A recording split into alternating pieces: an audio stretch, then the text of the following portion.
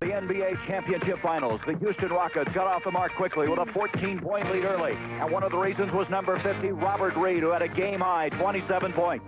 Moses Malone has been spectacular in the playoffs, but he had a tough time Tuesday night. He was held to 13 points as the Rockets had a tough time getting the ball inside to him. The 6'10 center hit only 4 of 17 shots from the field. Nobody runs a fast break better than the Boston Celtics. One of the reasons, Tiny Archibald, one of his 5 assists in the game as he hit Robert Parish. He had 16 points. But the play of the game, and one of the greatest plays in the history of the game, came late when Larry Bird put up a 22-footer from outside. Now watch as Bird will follow his own missed shot. The natural right-hander switches the ball to the left hand and hits 2 of his 18 points to go with 21 rebounds and 9 assists. And the Celtics win it 98-95. Tonight, it's Game 2 from the Boston Garden.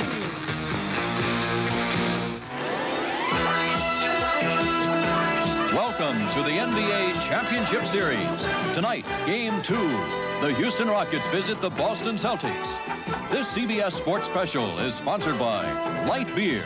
Everything you always wanted in a beer and less. Subaru. Inexpensive and built to stay that way. And by Right Guard antiperspirants and deodorants. Available in roll-on, stick, and convenient spray.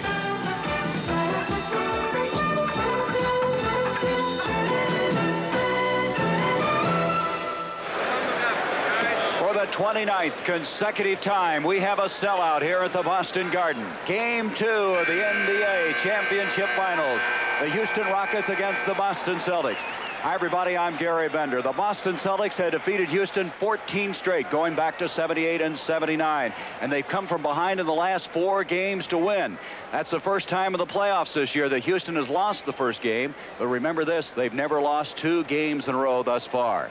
Moses Malone really had a difficult time in game number 1 Tuesday night. 13 points. We asked Coach Del Harris how they're going to try involving more in the offense tonight.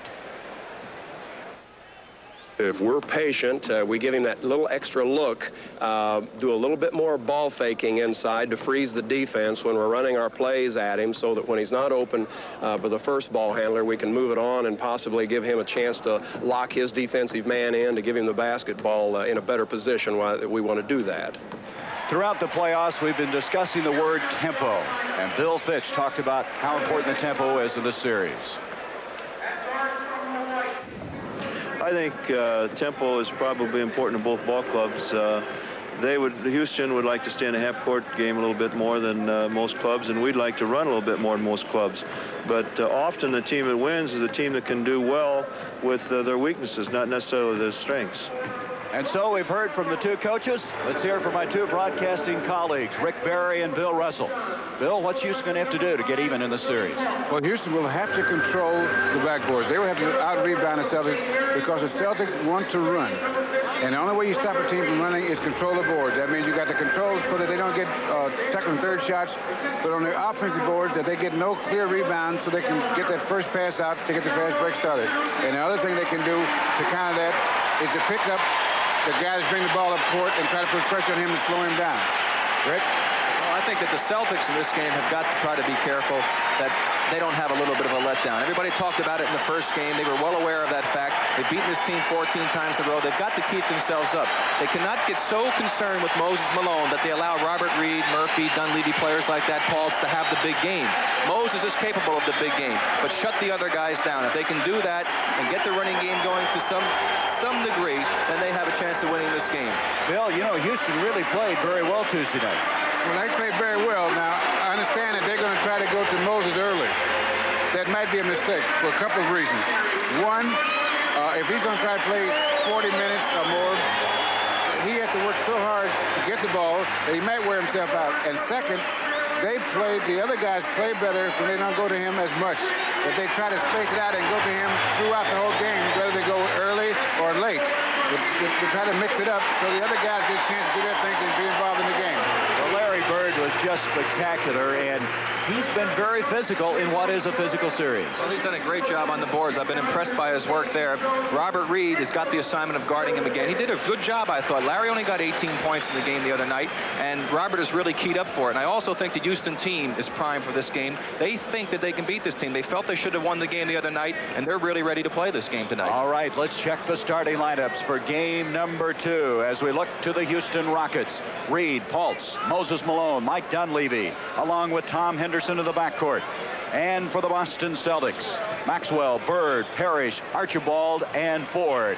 And the men in charge of this game tonight, Jake O'Donnell and Joe Gashue. The alternate is Darryl Garretson. This Boston ball club has just been outstanding at home.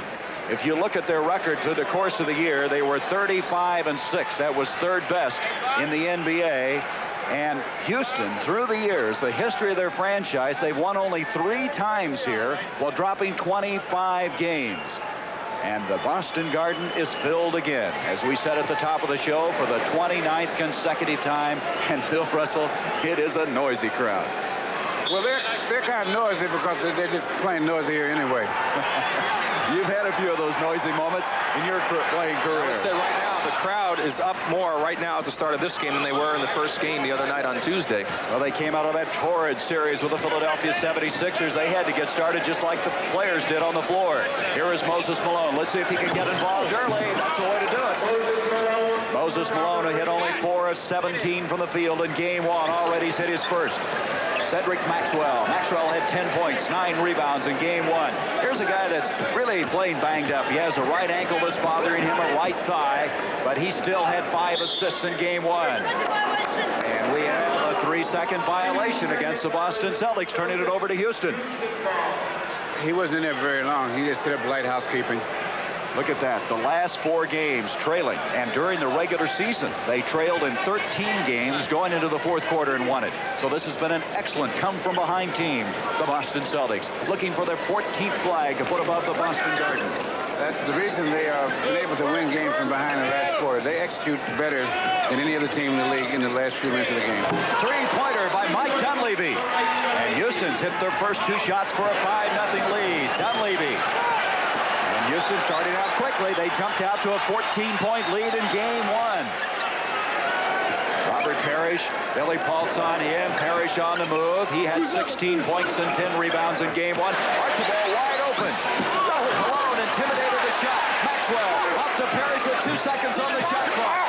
There's Maxwell again, and we have a loose ball foul.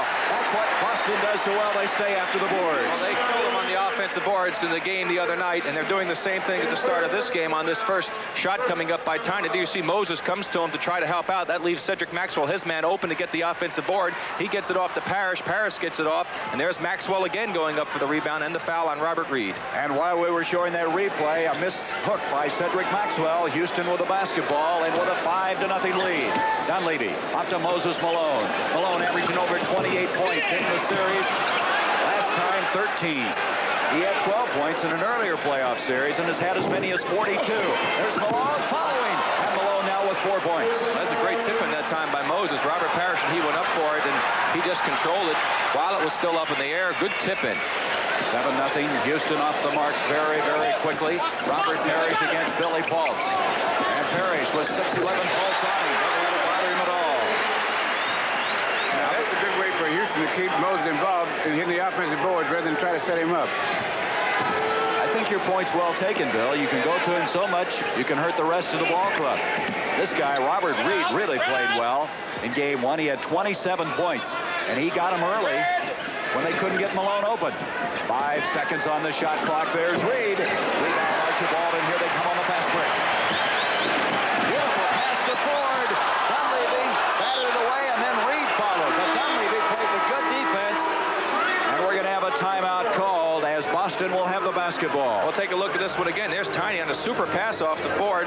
Right there's the body contact. Looked like Ford definitely got hit. Reed came over to knock it away. And here we see that last tip in by Moses Malone. There's the ball tipped up by Parish, and watch Malone go up right in the basket. Good play.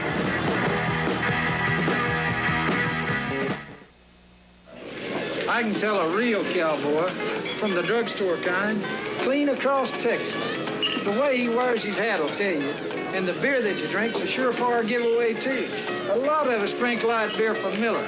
We love the taste, but we surely appreciate that it's got a third less calories than the regular kind. You see, you don't want to be filled up when you're out there punching doggies. Ain't that right, cowboy? I didn't punch that doggy. Light beer from Miller. Everything you always wanted in a beer, and less.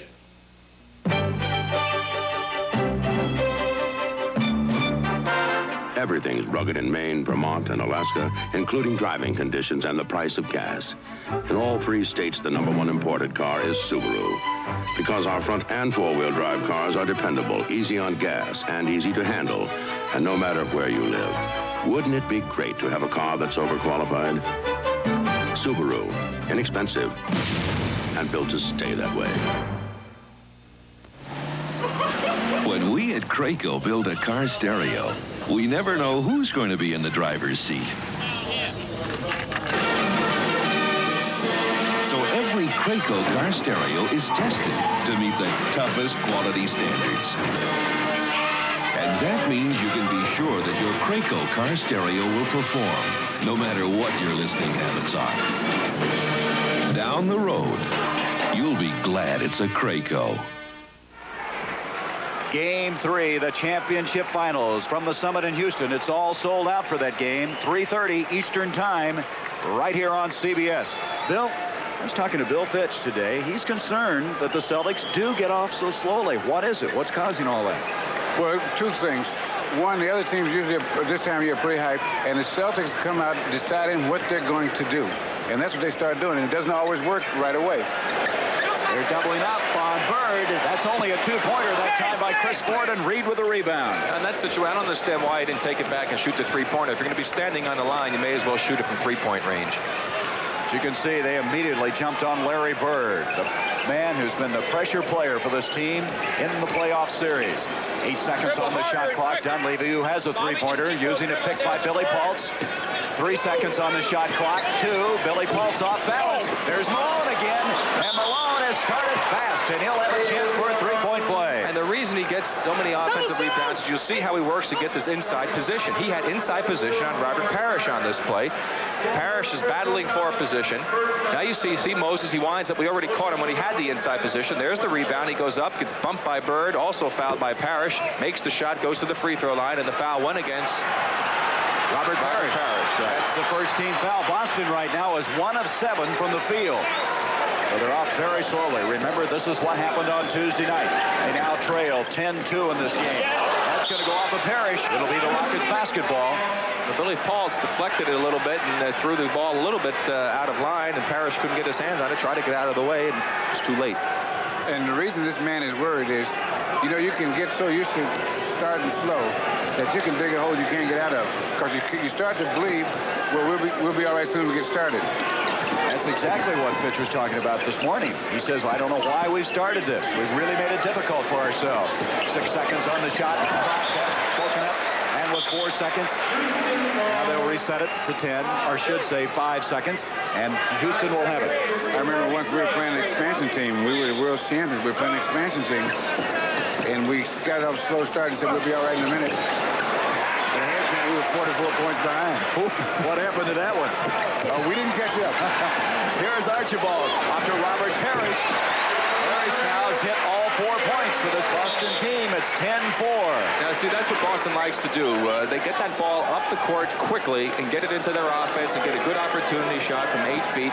They like to do that. They would rather not, again, as we pointed out, set up and have to run the clock down to only 1 or 2 seconds on that 24-second clock. Pressure that time in the backcourt by the Boston Celtics. Here's Henderson at 11 points in game 1. Billy Paltz, and they reach in and commit the foul. Well, Ford that time reached in and got the foul. He helped the last time and was the one that broke up that play by Paltz on the baseline, but this time he got caught for the foul. You know, before the game, Bill Fitch said that Houston wants to get into a half-court game. And for people that don't understand what they mean by half-court, is that they walk the ball up and you set the defense up and you start working from the half-court rather than working from the whole court of the game like the Boston likes to do now, like they're running now. They're using the whole court.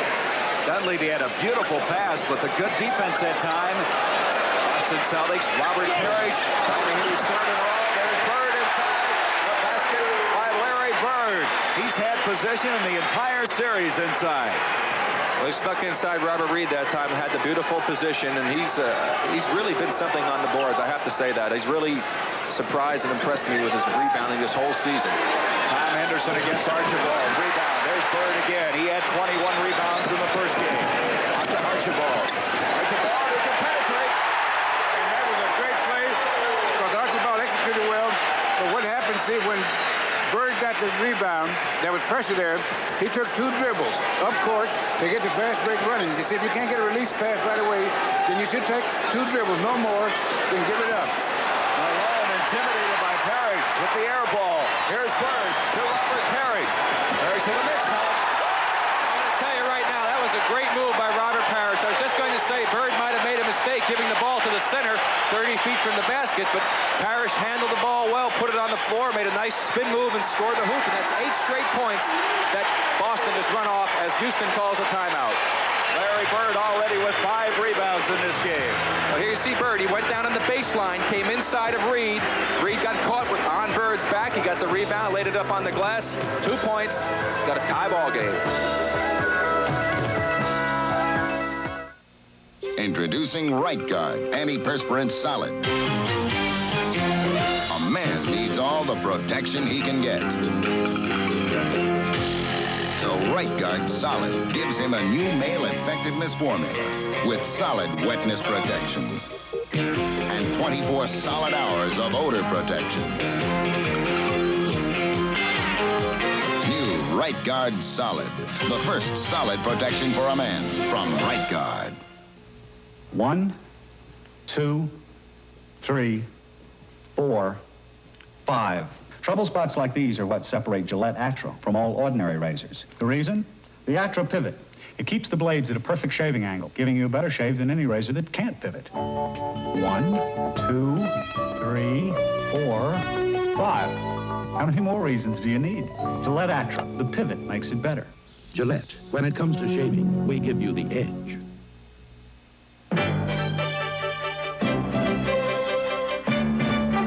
To Subaru, an economy car is only economical if it stands up year after year. Spending less at the pump is no bargain if you start spending more at the garage. And a study of Subaru owners, Road and Track magazine said, quote, one of the most trouble-free cars we've surveyed. That makes Subaru the economy car it pays to hold on to. Year after year after year. Subaru, inexpensive and built to stay that way. CBS Sports Sunday. Exciting lightweight action as Cocoa Sanchez faces a tough Jose Ramirez. Plus, determined divers leap for honors. CBS Sports Sunday. Ramirez is 23 years old, the Mexican lightweight champ. It's 3:30 Eastern on CBS Sports Sunday. Now take a look at this last play that the Rockets ran. Here comes Mike Dunleavy down on the baseline. Here's Chris Ford. Now he's going to run into Pulse on the screen. Now you'll see Larry Bird right above this circle. When we take it out, he'll pick up Dunleavy. Now what Ford should have done is stayed with Pulse. Now watch what he does. He goes out and both men wind up on Dunleavy. Pulse wisely goes to the basket. Good pass by Dunleavy, but a good defense by weak side help on Robert Parish. And Houston has just thrown the inbounds pass away, but they get it back. On to Moses Malone. You can see they await Parish to get back defensively. 50 set. After scoring 10 of the first 12 points, Boston now has scored 8 in a row. And we're 10-10 at this stage. Nice play by Moses Malone. Malone now has 9 of those points. So they are accomplishing, Bill, what they wanted to do, and that's getting Moses involved. Yes, very effectively. Maxwell off to Larry Bird, and Bird, he walked to the ball, I think. He got fouled. That's the reason. He got hit a little bit. Just a little. That's been the whole story of the entire playoff series. That's 2 quick fouls now on Robert Reed, and they can ill afford to lose Robert because he's played very well. It's been a big key for as far as their success is concerned in the playoffs. Look at that, 21 rebounds, tied the record for forwards. Reed said, I'm going to stay close enough to Bird, so I know what kind of clone he's using. 12-12 after that basket by Archibald, giving him 4 points. So Boston, after trailing early, now has come back much quicker than they did in game 1. Well, they've taken control of the tempo of the game. They've upped the speed pretty good. When they get rebounds, they're running with them. Robert Reed to Billy Pulse. Dunleavy rejected by Parish. And Maxwell saves it into Larry Bird. To Chris Ford. Good ball movement. Maxwell. And he walked with the ball. Maxwell doesn't agree. He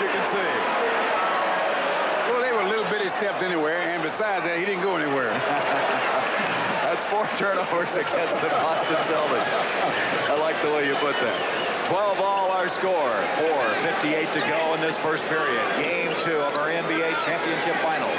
Here is Tom Henderson into Billy Paultz. He started him quickly, too, so he's looking for some points now, and he gets them. Whopper with his first 2 points. 14-12, Houston. Moses Malone chasing Archibald. Out it comes to Chris Ford. Ford, nice pass to Maxwell. And that's how you get the good inside shot, get the guards penetrating. Now, you take a guy like Chris Ford, who's a good outside shooter, you have to play him honest. If you leave him, then he's open, you go to him, then he goes in to penetrate, and it causes 2 guys problems. Boy, Ford and Dunleavy just ran into each other on the baseline a moment ago, and both of them bounced back. Robert Reed, who was so hot in game 1, not hitting that outside shot at this moment. Here's Ford. Good body control by Chris Ford. And what's hurting the Rockets now is their inability to make the outside shot. Cedric Maxwell has been just dropping totally off of Robert Reed. Robert was reluctant to shoot it. He finally took the shot. He missed it, and that keyed the break because the Celtics have controlled the defensive boards. 16-14, Boston with the lead. Reed out to Henderson. Dunleavy to Billy Paultz. Paultz now is 2 for 2. And see, the Celtics are fast breaking off of a made basket. Look at the tempo, Bill. They're just racing down. Well, you can see what they're doing. They're forcing the tempo. Now, Houston scored the last time, and a lot of teams don't think you can run on a fast break. But you take that ball, get it on 1 bounce and no bounce, and get in play. It's just like a missed shot. You saw a very pained man, Bill Paultz. I should say Bill Fitch having all kinds of difficulty with his back. Malone is fouled. Bill Fitch said he hasn't been able to sit for more than 30 minutes at a time and sleep about 3 hours a night. You know, you think Moses was giving away money the way people just come running at him when he has the ball. Now, here's an interesting substitution. Calvin Garrett coming in. He hasn't been playing all that much. Garrett, 6'7", a rookie out of Oral Roberts. And he's good for Robert Reed, who, of course, has got those 2 fouls, and again, has not been able to pop that outside jumper in. And Del Harris giving some instructions to Robert to try and get that offense working a little bit smoother. While Houston is in their half-court game and trying to get the ball inside, which they should do, they are not passing the ball fast enough to overload the defense. In order to support the defense, you've got to pass that ball quickly from spot to spot. And that way the defense can't move physically fast enough to keep up with the ball. We're all even 18 all. 3 minutes, 21 seconds to go, first period. Larry Bird, look at that pick he got from Parish. Dunleavy over, though. Well, I'll tell you, they got to break that time because Larry walked before he made that move. He moved his pivot foot. If we can catch it from the start, watch his right foot. Well, he had his foot set. He moved it just a hair before, but he made a nice roll pass to the basket as Parish went on that roll move. Dunleavy came over and hit Parish on the arm. First foul on Dunleavy. Archibald. Tiny Archibald. He had 12 points in game 1, but he hasn't been shooting well. The last 2 games, 7 for 28. Part of that, I think, is all of those physical ailments he's having in his ankle and thigh. Tom Henderson, and he's fouled. Calvin Murphy now getting ready to check in for Houston, but right now the Boston Celtics have asked for a timeout. 2:56 to go in period number 1. The score, the Boston Celtics 20, the Houston Rockets 18.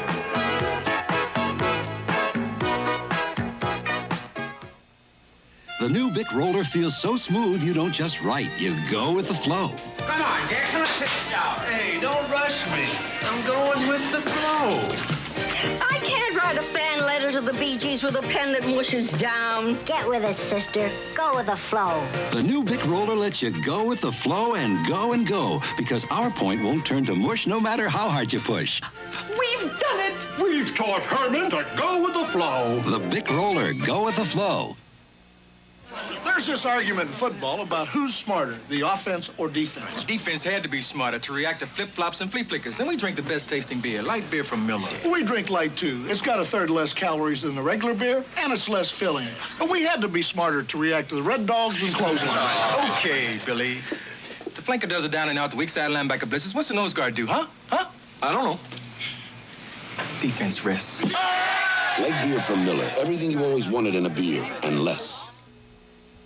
Unleash the spirit. Unleash the spirit. Blue Stratos. Blue Stratos, the spirited new men's cologne and aftershave, as brisk and bold as the open sky. Blue Stratos. Blue Stratos for the free spirit in man. Unleash the spirit. Unleash the spirit. Blue Stratos. She was a young mother raising her daughter alone in an atmosphere of trust and love. Suddenly, on the brink of tragedy, only one man could save them, the exorcist. Calvin Murphy, that's not Calvin Murphy, will be coming into the ball game right now, which reminds you to stay with us at halftime, because Bill Russell visited with the 5'9" guard. Also at halftime, rebound with Kareem Abdul-Jabbar, and Rick and Bill with highlights of this first half of play. I hope you sat down when you did that interview.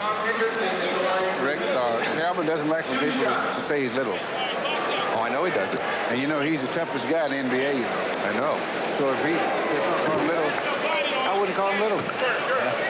That's a good move. It hits you in the belly button. You know what he says? He's the only normal-sized guy in the league. Jerry, only you bring that stuff up. Chance to tie it up now is Tom Henderson. So we've been tied now 6 times in this game. We've had 6 lead changes, and still 2:53 to go in the first period. What the Celtics have done so well is establish an inside game. They've got 9 baskets inside of 12 feet. The Rockets have 4. Roby trying to hit Bird on the baseline. Now, Rick Roby is playing with a bruised right shoulder. They took x-rays of that shoulder. He was really concerned after the game Tuesday. He couldn't even sleep because of the injury.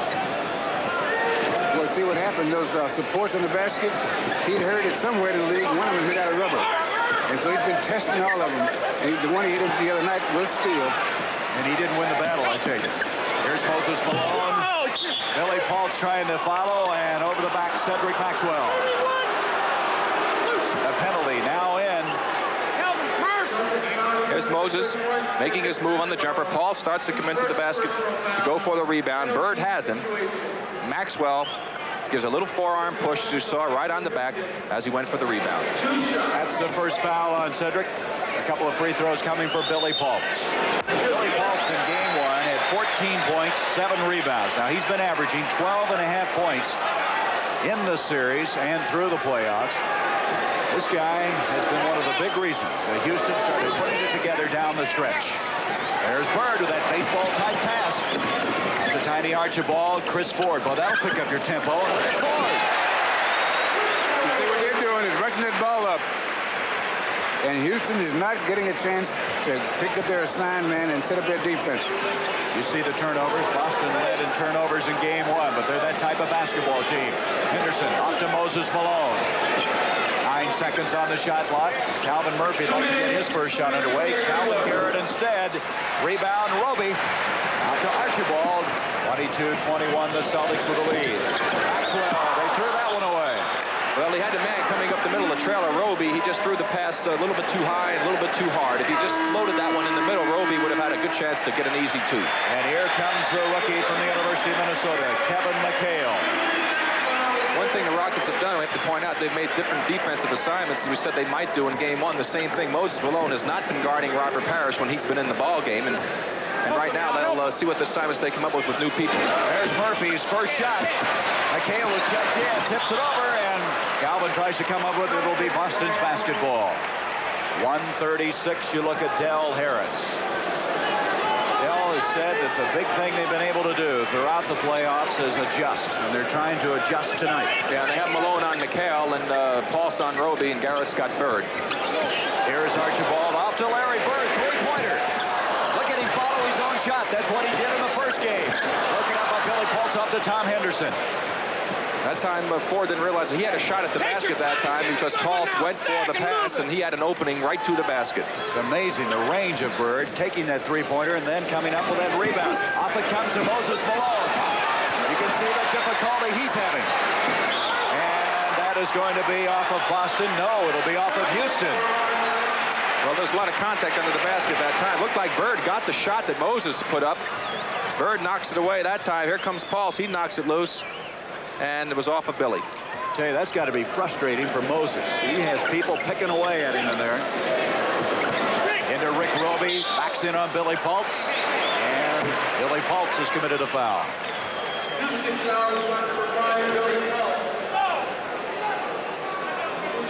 Larry Bird will inbounds it. That's now 4 team fouls against the Houston Rockets. The first foul on Billy Paultz. Wilson on him.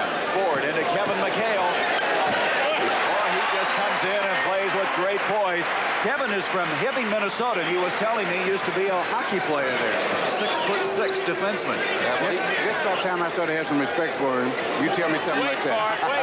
Wait for it. He realized that they'd break him in half if he kept playing hockey. That puck go right between his legs. Here's Calvin Murphy, 0 for 1 thus far. Now 0 for 2. Moses Malone tries to follow. Great effort on his part, and he's fouled. Nothing is easy in there for him. Well, Moses has to work hard for everything that he gets, and he's the type of a guy who will continue to work hard regardless of the circumstances. So Willoughby comes into the ball game, and Paltz will be going out. Bill Willoughby had 2 points in the first game. That foul going on Kevin McHale, his first. You see the time left in this first period. Pretty consistent at that free throw line. 24-22, he can cut it to 1. There's Billy Paltz, his 11th straight year in the playoffs. The Nets, Spurs, now the Houston Rockets. Penalty, and he'll have another one coming. You see some of those banners, some of the tradition here, the parquet floor. 29th consecutive sellout. This is established. Roby, off to Archibald. 4 seconds. 3-pointer by Ford. Bird follows. Bird and Roby were there. I don't know who they're going to give it to, but it will count. Both men were up. Follow tipping on that play. The basket will count. It's a 4-point lead after the first 12 minutes of play. There you see the excellent play by the Celtics. Get that ball quickly down there to Ford, who had a great chance at the 3-pointer. There's the tip in. Well, I'll tell you, it's hard to say. I think both of them hit it. We'll give them 1 point each. How's that? This CBS Sports Special will continue after this word from your local station. Linda Carter's Celebration. A sensational new Linda Carter special. Monday night at 8, 7 Central and Mountain. This is CBS. Mr. Smith has a conventional mower. Mr. Jones a fly mow, the remarkable mower that floats on air. Smith's mower sometimes scalps. Jones' fly mow trims close without scalping. Smith has to work hard on his slopes. Jones glides over his. And while Smith has to empty his bag often, Jones' fly mow mulches. Mr. Jones doesn't love mowing his lawn, but thanks to his fly mow, he likes it a lot more. For your nearest fly mow dealer, call toll-free 800-44-74700. Over the past 3 years, Wells Fargo has outpaced California's other banks in savings, with more savings dollars deposited than any other California bank. Savings accounts, time deposits, treasury certificates. There's no doubt about it. In the money people care about most, Wells Fargo is way out in front. Child sex abuse. Friday on People Are Talking. From the time I was a kid, playing basketball came naturally. Basketball comes harder to kids who are mentally retarded. But with the right training, they can learn almost anything. Foul. Foul, you fouled it. When they do, these special children become Special Olympians. The NBA supports Special Olympics. Why don't you? Please volunteer your time or money. The preceding message has been furnished as a public service by the National Basketball Association.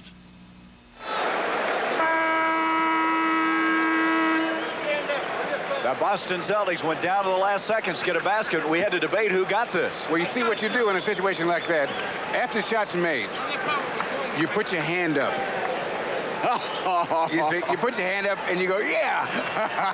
And that's who the scorekeeper will give the basket to. Now, see, that was the left hand of Roby and the right hand of Bird, and they both tapped the ball that time. And I don't believe you said that. They gave it to Bird. Hey, a lot of guys do that. I guarantee you. Run down, especially if the time hadn't run out, somebody would have run down the court waving that right arm, I'll tell you that. Look at this. Boston didn't get a free throw in that first period. Houston shot 10 of them. That's unusual. 26-22, 4-point lead for the Celtics as we pick up the action in the second period. ML Carr is checked in. And Carr, his first opportunity, is able to cash in. 28-22, the biggest lead of the game now for the Boston Celtics. And the inside game, the big factor for the Celtics in that quarter. 12 for 18 inside of 12 feet, only 4 for 10 for the Rockets. Allen Level is checked in for Houston. Bill Willoughby Willoughby with his first 2 points. So level. Willoughby, Moses Malone, Robert Reed is back in, and Calvin Murphy. And that's only the 4th shot from the outside for Houston. 4 for 14 so far in the game from out there. A 4-point lead for the Celtics. Boston Celtics have been remarkable. Winning 4 games in a row. Some very pressure-packed games. 3 in a row against Philadelphia. Now 1 against Houston. Here's Archibald.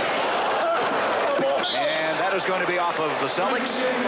Houston will have it with 10:56 to go until halftime. In that quarter, Gary, Boston had 7 fast break opportunities. They scored 8 points off the break. Houston did not have a fast break. They didn't try to get one going. You know, the Celtics haven't won 5 playoff games in a row since '61, and they'd like to accomplish that tonight. 28-26.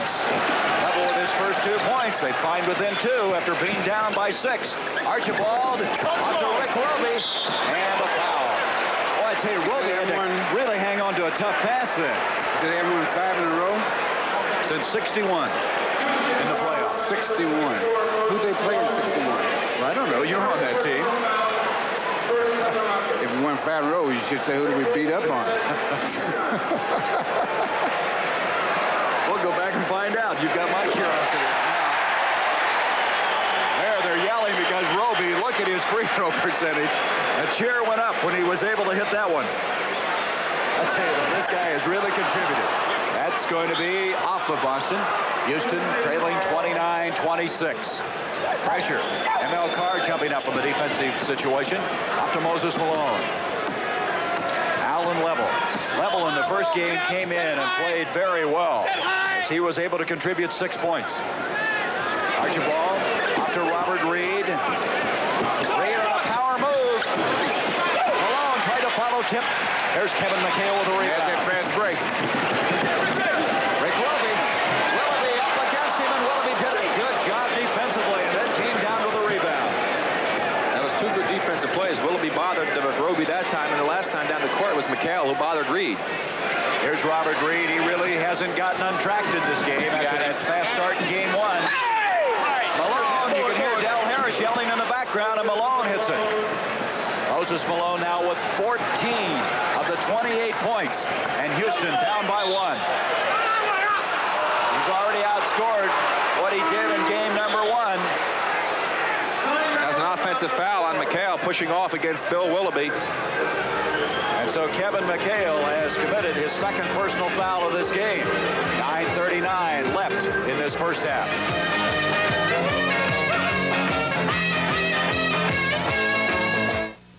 10 tough, mean beards versus 1 Bic shaver. Can 1 Bic shave them all? Bic, say your prayers.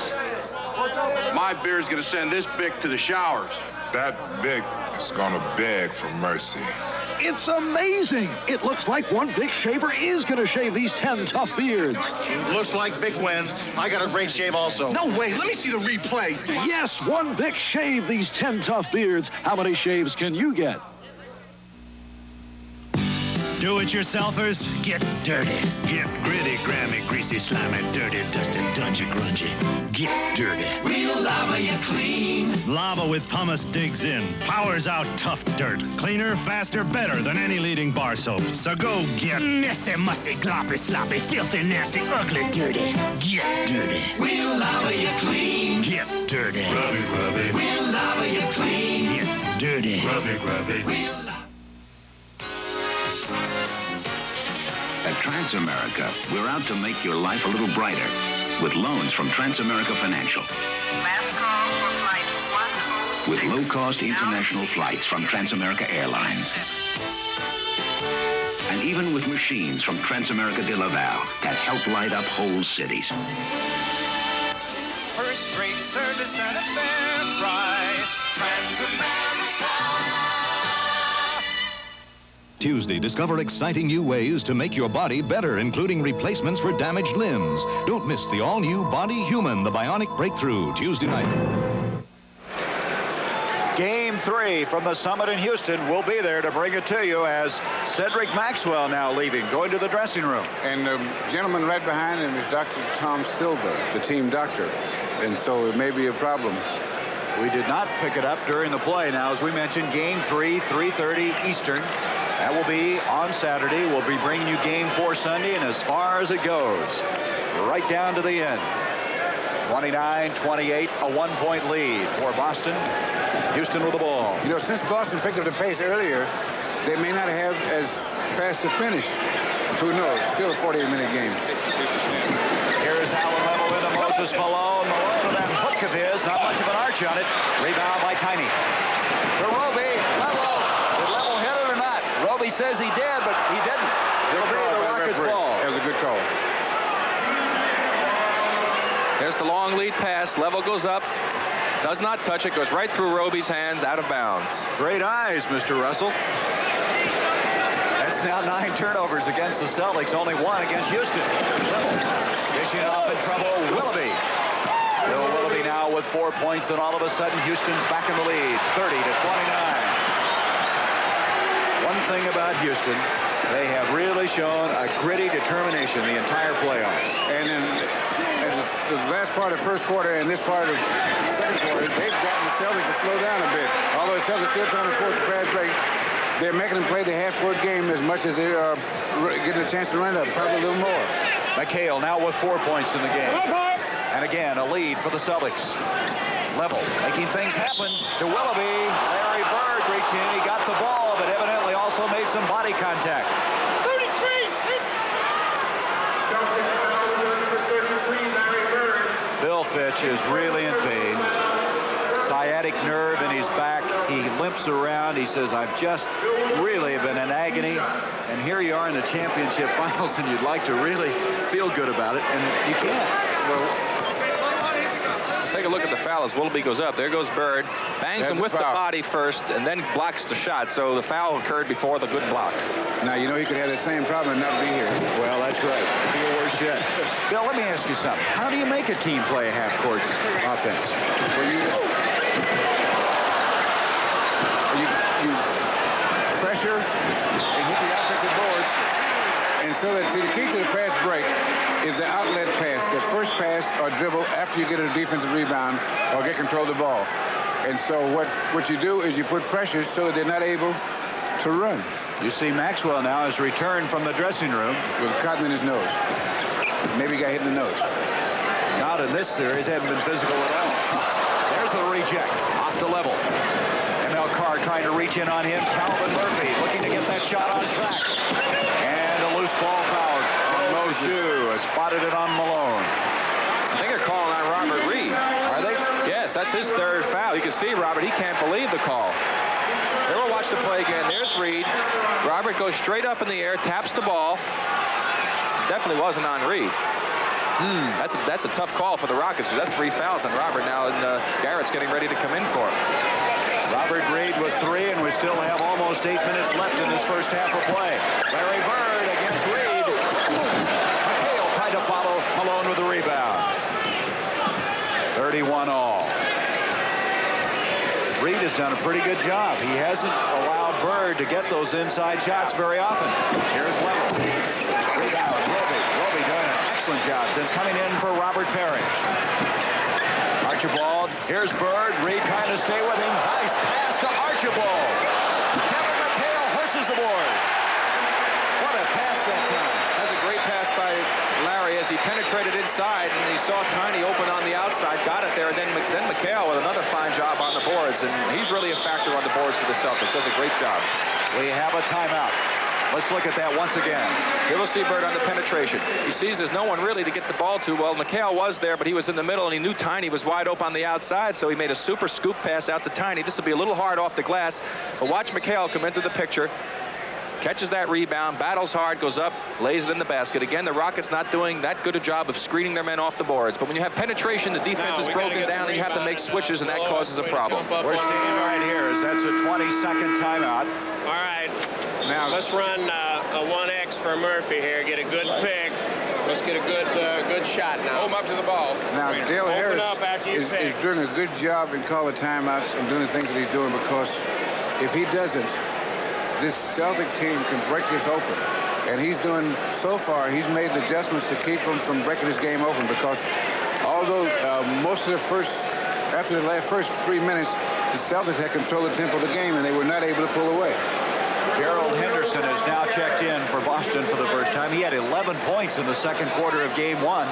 Calvin Garrett will inbounds. He's in there for Reed. Maxwell just had a bloody nose. That's the official confirmation on what his injury was. There's the play for Murphy, but the shot won't go for him. Calvin Murphy, a little bit of a cold streak right now. ML Carr, level, jumps out on him. Look at that play by ML Carr. ML just looked over here, and he might give you one of those. He lost the ball. He lost the ball and got a Christmas gift. It came right back to him, and he got it in the basket. I love the look he gave us. Look what I found. 35-31, 4-point lead. The biggest lead the Celtics have had has been 6. Garrett out to Allen Level. There's a pick by Willoughby. 4 seconds on the shot clock. Left-handed hook that time by Willoughby. Level brings it back out, and they have a fresh 24 seconds. Beautiful pass to Willoughby. He tries another left-hander. Moses Malone. Oh, is he hammered by Rick Roby? When Roby fouls you, you know he's around. The coaches like to say that, hey, if you're going to foul a guy, give him a good one. Make him think twice about it the next time. But Moses will be back. He won't let that intimidate him. Boston has asked for a timeout. Roby with his first personal foul. Second team foul against the Celtics with 6:22 to go until our halftime.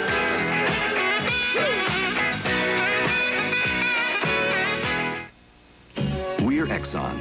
We're Hal Siegel, who's managing a $900 million program to produce oil and gas this year. We're Jack Clements, whose seismic crew is seeking hidden oil and gas in a Texas marsh. We're Dean Black, working to bring an old oil field back to life in Illinois. We're Herman Hillis, drilling deep beneath Louisiana for natural gas. We're Joan Williams, in charge of a $19 million oil project in West Texas. We're more than 100,000 people working on energy. We're Exxon. Firestone is cutting the cost of tires. When you buy one Firestone 721 metric radial at the regular price, you get the second radial at half price if you buy before May 10th. You can cut your cost of gas, too. The 721 can save from 8 to 10% on gas compared to our belted or bias ply tires. Buy one Firestone 721 before May 10th and get the second radial at half price. You know, one of the best things about coming to America was that I got to try American beers, and I tried them all. The one I like best, light beer from Miller. It's got a third less calories than the regular beer. It's less filling, and it really tastes great. That's why I tell my friends from Mexico, when you come to America, drink light beer, but don't drink the water. Light beer from Miller. Everything you always wanted in a beer, and less. CBS Sports Sunday live. Veteran Cocoa Sanchez faces a number 4 ranked WBC contender Jose Ramirez in a 10-round lightweight battle. CBS Sports Sunday. On the CBS Sports Sunday, boxing, diving, and skiing. Be sure to join us. And there's a lot of tenacity, I tell you, underneath the boards, and the Boston Celtics are making the Rockets change their shots. Now here Willoughby goes up with the right hand. Good defense. He comes across with the left hand. Had to take a real tough shot. There's the battle for the rebound. Moses will come up with the ball. Now Roby just really hammers Moses right on the head, across the arm. No question about the foul on that one. Moses Malone bounces one in. Larry Bird now on the bench. Maxwell with the rebound. 35-32. We've had 11 lead changes, 7 ties in this first half. Here's Gerald Henderson, who contributed so significantly in game 1. Cedric Maxwell. Broken up by Moses Malone. It will be the Celtics ball. There's Carroll Dawson, the assistant, who was quite a player at Baylor and a coach at Baylor University before joining Del Harris. Look at Bill. I tell you, he is really in agony. I don't think anybody has ever had a back problem can appreciate what he's going through. Here is Level. Level brings it down. He can cut this now to a 1-point lead. Inside 6 left in the first half. You know the way they're trying to feed Moses? They should have a guy like Calvin Murphy feed him so that they can't back off. That was a rebound. Oh, Willoughby has always been an excellent jumper, and it's come to the forefront in the series. It started against Los Angeles. Here's Billy Pulse. Rebound McHale. He looks down to Henderson. That basket will count, and a foul will go on Allen Level. And that was a super pass. Because that's the only pass he could pass to get it down in time. He didn't have time to gather himself. He got that rebound and two-hand overhead pass, and to be able to make it out there practice. And you watch McHale here. He gets the ball. He doesn't. Right there. Right there. That's not easy, is it, Bill, with the ball behind your head like that either? Well, he put it behind the head to get a little more strength in it, but you have to use your whole body. That pass starts with your right foot. Henderson missing the free throw, but it's 37-32. And again, you see just quick glimpses of how effective this Boston team can be with a fast break. Level with Henderson playing the tough defense on him. Out to Calvin Murphy. Murphy trying to get everything started. And he might with that shot. Calvin Murphy with his first 2 points. 37-34. One thing about Murphy, he'll keep moving until he gets that ball to drop for him. No, what I was saying is, you know, when they try to feed Malone, the guy that's guarding the passer backs up right in front of him. A guy like Murphy, you can't back up for him. Or Kevin McHale. Kevin McHale's outside shooting has been spectacular. He has 4 field goals. 39-34. Level with Henderson. Level went right by him on that play, didn't he? No, that was Roby went by on that play. Moses with 2 men around him, McHale and Roby. You could take either one of them on the foul. They're going to call it on Roby. Well, you see what they did on the pick. The big man switched out and then stepped back. And that just let him go by. You see what you do when your man sets a pick, you don't let the guy just run off real close. The back defensive man steps out, makes the offensive man with the ball slow down, and then they can switch back rather than get mismatches all the time, because you don't want to get that many mismatches. Roby, the second foul, 3rd team foul against Boston. Murphy in trouble. Saved by Willoughby, 10 seconds on the shot clock. Out to Billy Paltz. He had started down to the other end. Willoughby long ways out. It'll count, and Maxwell with the foul. Willoughby has come in here now and done a very good job. He has 7 points. 39-36. There he is. Young man who came directly out of high school the same year that Darryl Dawkins did. But his success was a long time in coming. This has been by far his best year in the NBA. He was with Cleveland last year and out of basketball the year before. Willoughby now makes it 39-37. Houston keeps clawing their way back. Down by 2. 4:15 left until halftime. Bill Russell, the visit with Calvin Murphy in halftime. Willoughby tips it off to Tom Henderson. The quarterback of this club. You can hear Del Harris yelling. Billy Paltz. He mentioned overload on that, Bill Russell. 10 seconds, Red! Here is Calvin Murphy. ML Carr had a hand on it. Rick Roby puts it out now to ML Carr. Gerald Henderson. Willoughby up with another steal, all by himself, Malone. Well, again, Moses did not get back on defense that time. He was upset that no foul was called, and Henderson should have shot the basketball, and by trying to force the pass, the Rockets wind up with an easy basket. 17 points for Malone. It's all even again. That is now the 8th time this game has been tied. Here's Gerald Henderson. Boy, he's playing with confidence. He struggled in that Philadelphia series for a while. I guess he said, I'll remedy that. I won't throw it away this time. And now we have a timeout called by the Rockets. Well, here we'll see the Houston Rockets getting this fast break opportunity. Henderson comes up. He sees Maxwell. He had the shot. Maxwell was right behind Willoughby. Threw it away. There's Moses, who never came down the court. He takes it home, dunks it in. Celtics are up by 2.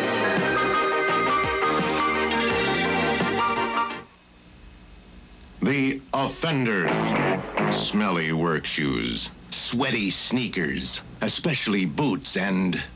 Me? Impossible. Not you. It's the shoes. Feet perspire and cause odor, so shoes need odor eaters. Comfortable foam insoles loaded with activated charcoal absorb perspiration and destroy odor for 3 months. Me, foot odor? Never again. Regular odor eaters in white or brown, or Super Toughs for sport and work shoes.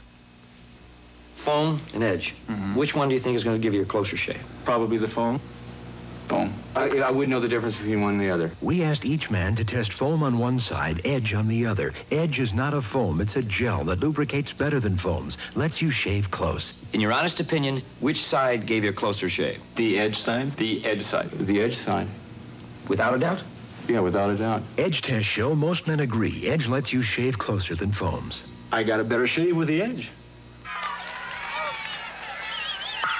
When I'm playing ball, I don't care how much I sweat. It's part of the game. Oh, rap. But off the field, I want to feel nice and dry, and I want to smell nice. That's why I use Speed Stick Super Dry Antiperspirant. It's the wide stick, effective protection with more dryness to help fight wetness. And it goes on dry, so you can get dressed right away. So get on the stick, the wide stick. Speed Stick Super Dry Antiperspirant by Menace. Bill Russell and Calvin Murphy get together and talk things over at halftime. That's called the odd couple. Oh, boy. Oh, boy. Oh, boy. And then a rebound feature. Kareem Abdul-Jabbar, and then if Bill and Rick are still speaking to each other, they will do the highlights of the first half. There is Calvin Murphy visiting with Jake O'Donnell, maybe with a plea as to maybe he thought he should have been fouled a while ago. Anyway, Houston will have the basketball. 3:11 left in the first half. He thought he was fouled. There's the stats on Moses, well ahead of his pace of game one. Calvin Murphy, Chris Ford on him. Here's Murph inside again. Blocked by McHale, and then Murphy tried to come up again with it and a foul. Calvin Murphy just kind of disappeared on that play. You see, Calvin, when every time there's traffic, will try to fall down to draw the foul. On this first one, it's a beautiful block, and he'll go to look like he falls down. Here he goes up. Now look at this, all basketball. Now look how Murph goes like he's going to fall down. He gets buoyed up, but that time Roby threw his right hip into him on the second one. The second time he had a good reason to fall down. He had a bump by Roby, but the first time it was a perfect block, and he tried to get that first one. That's 3 fouls now on Rick Roby. The penalty in. Calvin Murphy, now he's hit 46 straight in the playoffs. Nice going, Gary. Now, I won't jinx him. Not this guy. 47. The record is 56 by Bill Sharman. 47 straight free throws in the playoffs. And it's all even. 41 all. Rick Roby. Moses Malone out on him. Roby not coming out of there despite the 3 fouls. Larry Bird, Calvin Garrett staying tough on him. Bird with a move. Larry Bird with 6 points. Excellent drive by Larry. He made enough fakes till he finally got Garrett out of position. He got the step on him, took it right to Moses, and judged Moses' defensive capabilities and got it right over his outstretched arm. Here is Calvin Garrett. Moses Malone. Malone looking for points 18 and 19. Bird with another rebound. On to Kevin McHale. Moses Malone has fallen down. He's getting up slowly. He's okay. McHale, Roby with Moses Malone not getting back on defense. Rick Roby now with 3 points. 45, 41. What the Celtics have done so far, they've forced the Rockets to run, and a guy like Moses has to have some rest. And right now they're running again, Bill. Henderson on the pull-up jumper. And they have matched their biggest lead, 47-41. Houston has to slow the ball down. What they've got to do a couple times down now, maybe, is to use 20 seconds. Just make the Celtics play defense a little longer. You can see they're in kind of a hurry-up attitude right now, aren't they? They're trying to do some things. It's amazing how a lot of times when a team comes out and puts a lot of pressure on the offensive team, that the offensive team will all of a sudden start to rush themselves. And that's when you really need to take your time and pick that defense apart, because an over-aggressive team is going to make more mistakes. A substitution. Roby comes out. Cedric Maxwell has come in to replace him. Boy, what a bench this Boston team has. You were mentioning Moses Malone. They just can't go to the bench and replace him like the Celtics can in the middle. Here's Henderson. Up to Calvin Garrett. 6-point lead. Tom Henderson trying to cut it to 4. Larry Bird, he's fouled by Calvin Garrett. It'll be a loose ball foul.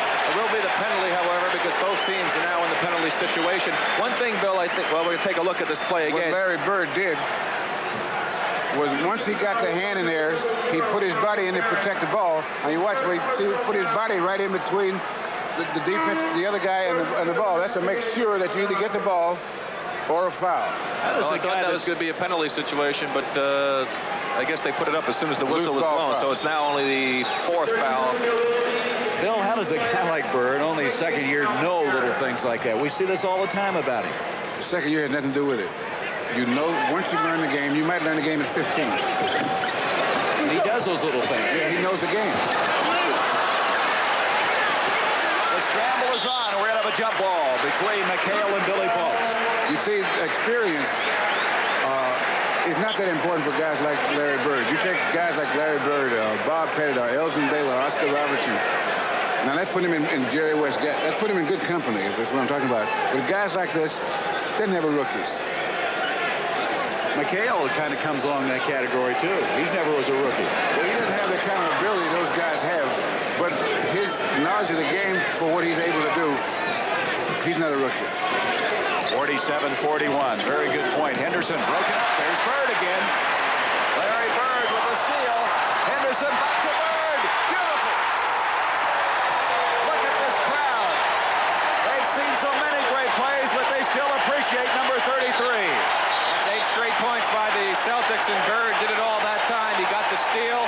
We'll take a look at it right here. He anticipates beautifully, steals the ball from Paul, keeps it alive, makes this pass to Henderson behind the back. Now look at Henderson. He draws the defense. A beautiful bounce pass. Bird has trouble with the ball. Finally gets it back and makes a reverse left-handed layup. Super play.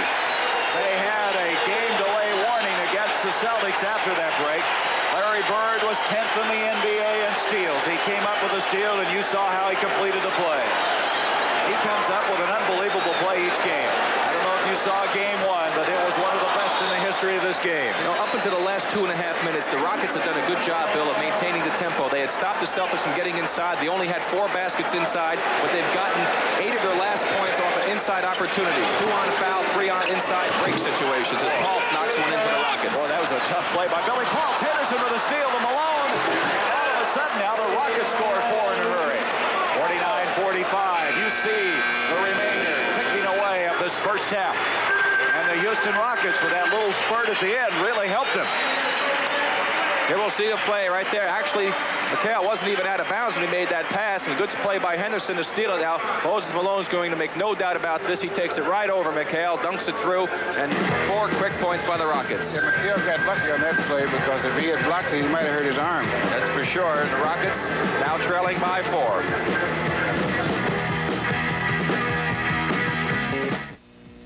One Saturday, 3 neighbors, Smith, Jones, and Kowalski, became involved in a very enlightening event. I picked up the paint. Now, last one done pays for it? You're on. Little did Smith and Jones know that Kowalski had stacked the deck. He intended to use the Wagner Power Painter. Just plug it in. It's faster and easier than a brush or roller, and it cleans up easier with less mess. The result? Smith and Jones just couldn't keep up with Kowalski and Wagner. Wagner Power Painter. Fact, you're about to witness an act of violence. Brute force exploding, unleashing friction at its worst. Because when you start a cold engine, it's barely protected by motor oil. What can you do? Fact, use the black oil Arco Graphite. The oil with graphite. The lubricant that makes Arco Graphite reduce friction better than any other leading oil. Arco Graphite, the oil that's fact, not friction. Look for Arco Graphite's $1.80 refund offer.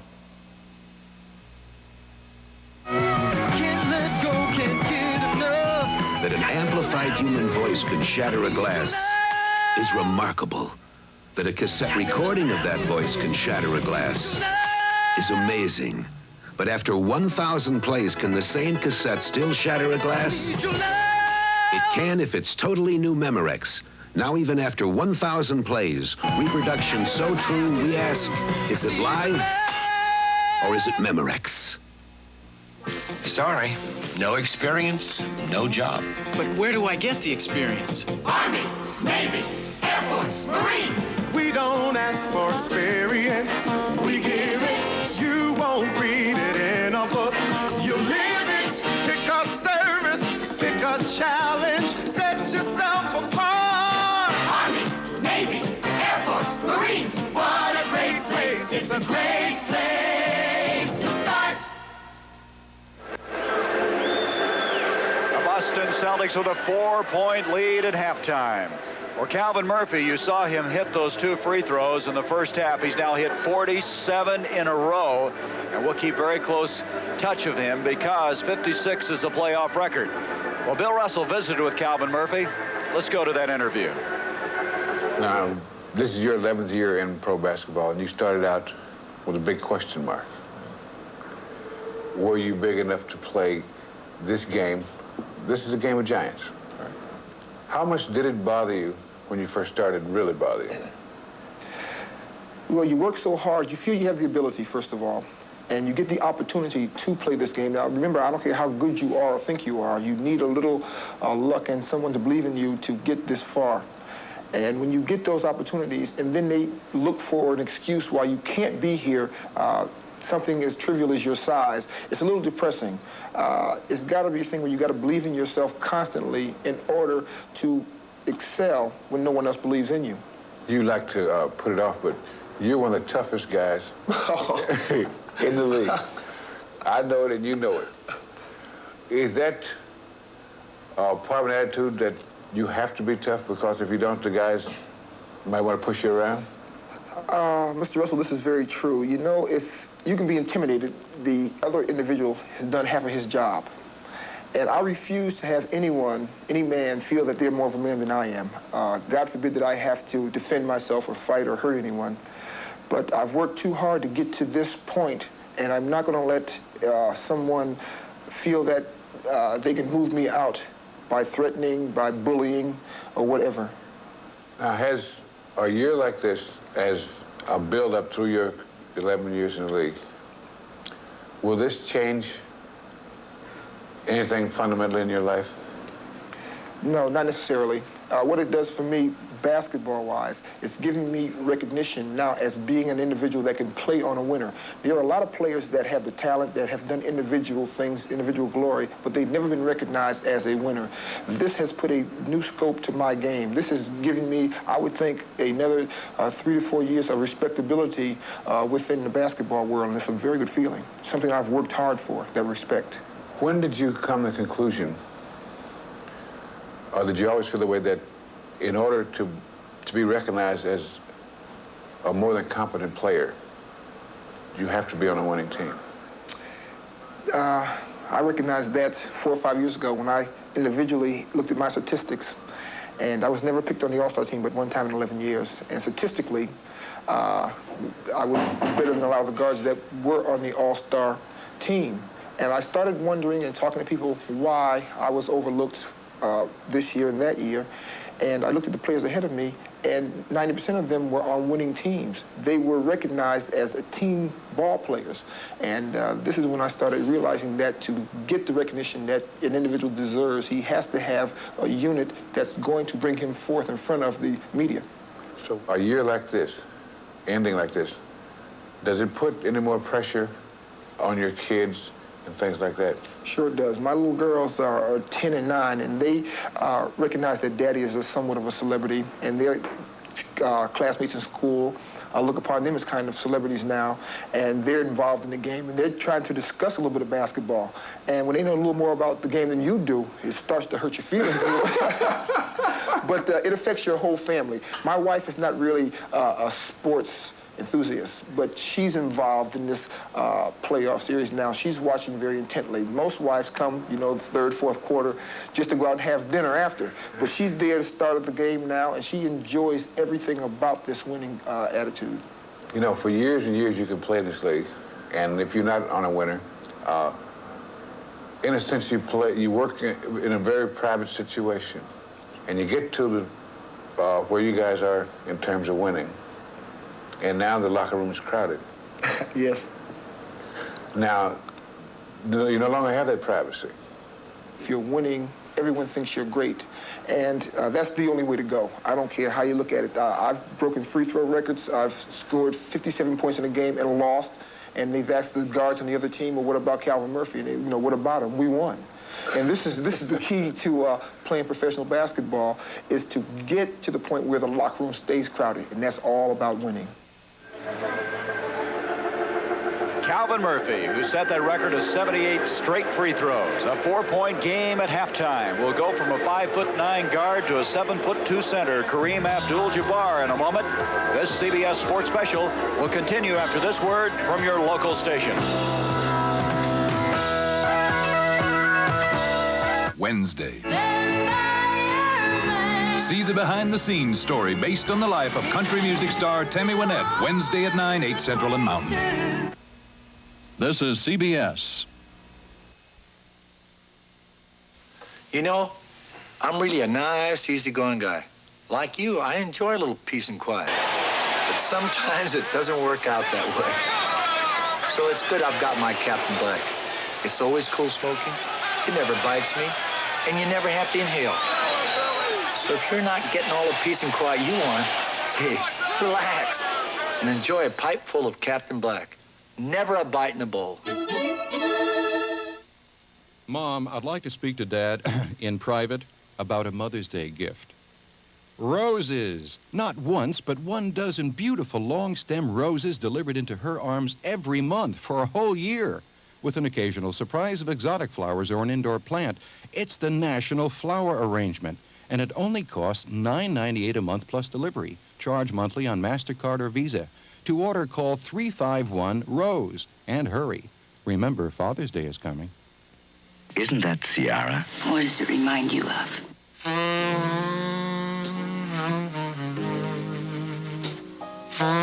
You smell terrific.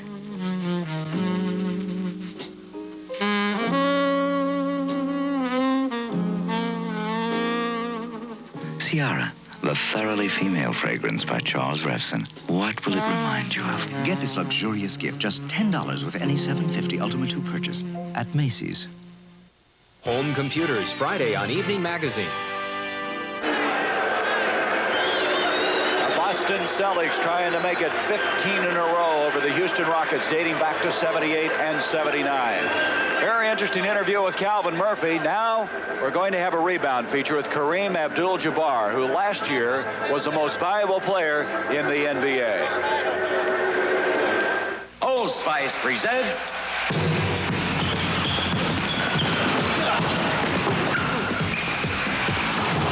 Rebound.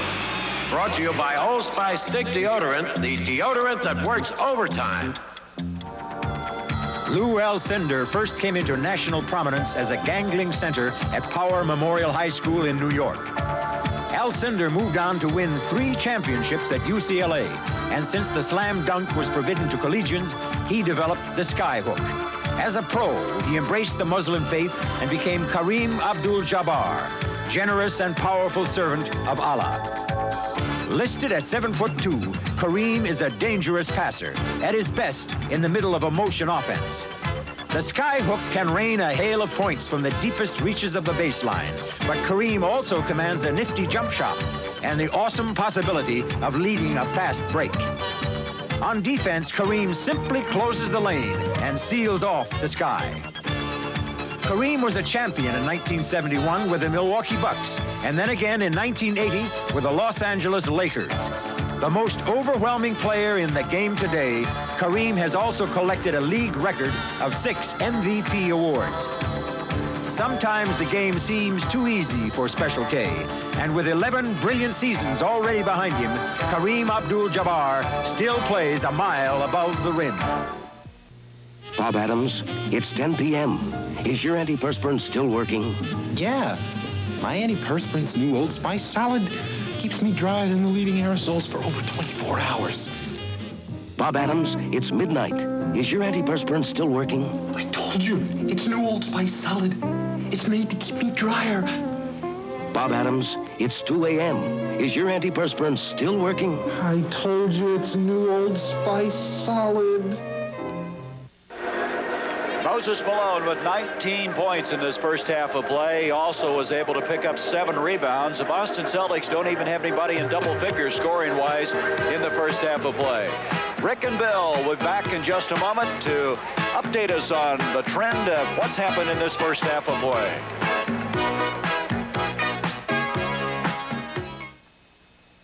Here's to good friends. Tonight is kind of special. The beer. Building inspector. Hey, what are you guys doing here? I didn't believe you two could build your own house. Yeah, well, don't look. It's not finished. Well, I guess we'll just take our lone brow and go home. Well, maybe one quick look around.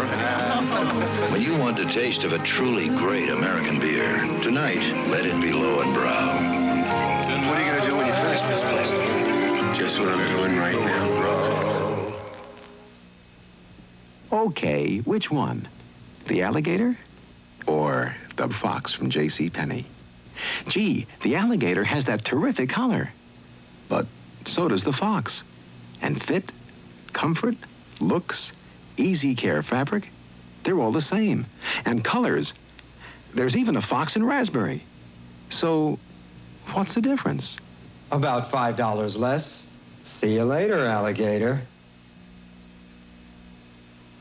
An NBA game, 1979. Referee Don Murphy dead on the floor. Cardiac arrest. But fans who know CPR, cardiopulmonary resuscitation, bring him back to life.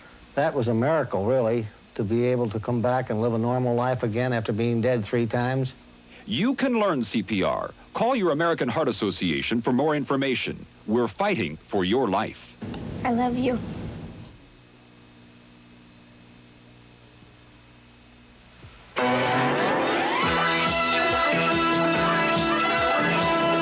This CBS Sports Special is sponsored by Blue Stratos, the spirited new men's cologne and aftershave for the free-spirited man. The Miller Brewing Company, brewers of Miller High Life. If you've got the time, we've got the beer. And by Xerox, we're big and small copiers.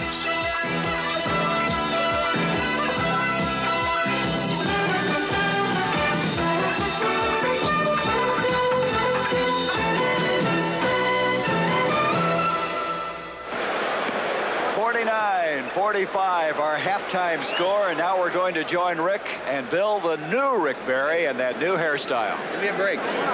Okay, Gary, that's one I owe you, pal. Thank you very much. And, of course, there was a lot of swinging in the first half of momentum, Bill.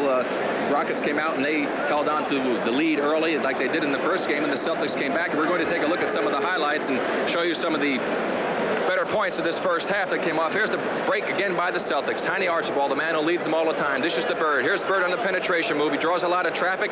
Beautiful underhand scoop shot pass back out to Tiny, who misses the shot, but here comes Kevin McHale. And the offensive boards again hurting the Rockets. McHale puts it back in for 2 points. Again, here come the Celtics, and their bench helping them as usual. ML Carr off the bench, makes this drive move, a little spin move. He loses the ball, gets a little present as it pops back into his hand, gets it over Malone and puts it in the basket for 2. Now here's Larry Bird, and another one of the sensational plays that this man seems to make in every ball game. Here's the fine steal against Billy Paultz. Takes it down the floor, the behind-the-back pass to Gerald Henderson. Henderson with a super bounce pass and lead to Bird, who loses the ball, but keeps his composure, regroups, lays it in with the left hand on the reverse side. And here comes the Rockets right back at the end of the quarter. They score a quick 2 by Paultz, and then this inbound pass by McHale is picked off. Malone takes it to the basket, dunks it right over McHale, and the Rockets again got themselves right back into contention, Bill. And by Riddell Harris, I feel pretty good about the way that the Rockets were going. They seemed to control the tempo a great deal of the time in the first half again. Well, they didn't let Boston do what they wanted to do. Boston threatened to pull away the tempo and get control of it a few times, and every time they were able to come up with someone like Willoughby came in and made a few key plays to keep them in the ball game, and Moses made a lot of good plays around the board. Now, Moses done a much better job offensively, but you don't have the same thing that you had in the first game in that when they were playing quite well, Robert Reed and Billy Paultz contributed to the offense. So now, if Murphy's going to have to keep Malone is going to have to keep up the hard work, so that now when they go down the last quarter, he may be a little tired. Now, what they would probably like to do is, again, slow the tempo down. That's one of the things that Tom Henderson does very well for Houston. Slow the tempo down, play the half-court game. At the half-court game, Moses can play 48. But if they let Boston, who is steadily trying to take the tempo away, make them run, then he's going to have to get some rest. Okay, we'll see if the Celtics can get the running game going and if the Rockets can keep Robert Reed in the game. Back to you, Gary. Thank you, gentlemen. In this first half, Houston shooting only 33%. 62% on the other hand for the Boston Celtics. Look at that. That's an amazing statistic. And look at the Celtics from the free throw line. It's been a difficult first half for Houston from the field and for the Celtics from the free throw line. In the first half, Houston had 9 more shots. And let's take a look now at the individual scoring. For Boston, as I said, no one in double figures in the first half. Bird, McHale leading with 8. Leading rebounder is Larry Bird. He has 8 in the game.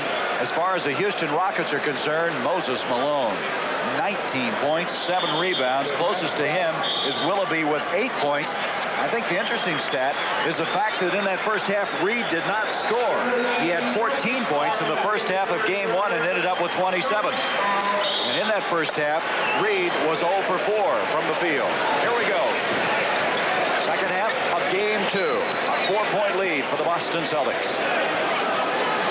Archibald, Parish is back in. Cedric, Maxwell, Chris Ford, and Larry Bird. Robert Reed, Billy Fultz, Tom Henderson, Moses Malone, and Mike Dunleavy, and there's a foul on Bird. Parish, I'm sorry, setting the screen, and Reed went down and gets up kind of shaky. We got pushed pretty good. I don't know if it... There you see Robert Parish gave a little right forearm to Robert Reed as he came into the screen, and that was the foul. Now that's 3 fouls on Robert Parish. He did not play a lot in that first half. Rick Roby came in, and he also picked up 3 personal fouls. Mike Dunleavy, Ford all over him. Billy Fultz, 5 seconds on the shot clock. Fultz wide open. So Billy Fultz, he's wide open. That's 9 points for Billy. That's a good pass that time by Robert Reed, and a good move on Fultz's part when he saw himself open to cut to the basket. Well, counting the 4 points at the end of the first half, and now that's 6 straight points now for the Rockets. Rebound by Moses Malone, and they have a chance to tie it up. You count this Houston team out, and that's a mistake, and that's been the story in the Los Angeles series, San Antonio, Kansas City, and now here in Boston. Henderson off to Moses Malone. Malone too hard off the glass, out to Chris Ford. Houston back defensively in a hurry. He turned the ball over. Chris Ford palming the basketball. We look back to see Robert Reed coming up and hit one of the hard spots on the floor. Well, I mean, by hard spots, these floors, these are all different sections, and there are soft spots and hard spots. How old is this floor? Somebody told me 23 years old. Is that right? Maybe a little older than that. That's going to be off of the Boston Celtics. Tom Henderson will inbounds the ball with 17 seconds on the shot clock. There's Fitch. He can't sit down. He has to keep moving around. 30 minutes, he says, is the longest he's been able to sit down. Billy Fultz off to Dunleavy. Ford on him. 7 seconds on the shot clock. 5, 4. Fultz. Fultz has hit 2 here in this third quarter. It's all even again. He usually starts the game in the third quarter very well. 49 all. Remember, they were really in a little bit of trouble in the last few seconds of that first half. Now they've scored 8 unanswered points. And it was Fultz who scored one of those baskets also, so he's gotten 6 of the 8 points that they've run off. Robert Parish, Moses Malone almost lost it as Chris Ford reaching over him. Malone in that first half had 7 rebounds. At 15 in game 1. All of a sudden, this crowd getting a little uneasy. Robert Reed still looking to score in this game. Mike Dunleavy, 5 seconds on the shot clock. Dunleavy, good rotation on the ball. I love to watch that guy shoot. As you look at the Houston Rocket bench, there's Calvin yelling some encouragement. Enjoyed that interview, Bill, with Calvin. 51-49, the Rockets with the lead. Bird into Cedric Maxwell. Out to Archibald. Here's Ford, 3-pointer. Dunleavy comes out of there. Archibald is back, as is Parish. So he'll have to wait, and the Rockets are not getting down there all that quickly. You think they fast break a lot? Mike was down there with 5 Celtic players. Looking for some red shirts. Henderson off to Robert Reed. Nice pass to Malone. And as he walks in there, he walks to the ball. That turnover will give it back to Boston. We have a timeout. 9:05 to go. Third period. Moses Malone and the Rockets, after trailing by 4 at half, now lead by 2, 51-49. What's behind Super Selling Days on our GMCs? An oversupply of trucks with a heavy-duty name. So it's Super Selling Days at your GMC dealer. And he can offer deals on his pickups, his GMC Jimmys, and rally vans. There are lots of good deals on trucks these days. The difference in our deal is in our name. At GMC, trucks are what we're all about. Maybe we should have stayed with the tour. Young Rod. The doorman at the hotel sent us. My wife, she gets the hiccups when she's excited. $20. Take a traveler's check? Citicorp. Okay. Citicorp traveler's checks, because you never know where you might end up. Travel with Citicorp, America's leading financial institution worldwide. Bird went over to the RCA, am I glad I waited for convertible select division? Because now I have 2 videotape recorders in one. Wait till Quigley sees this. It records our favorite TV shows. It's got remote control, special effects like stop action, and it converts to a portable. So you can videotape most anywhere, or anything. And you get an instant playback on TV. Convertible select division. RCA, it was really worth waiting for. Let RCA turn your television into Selectivision.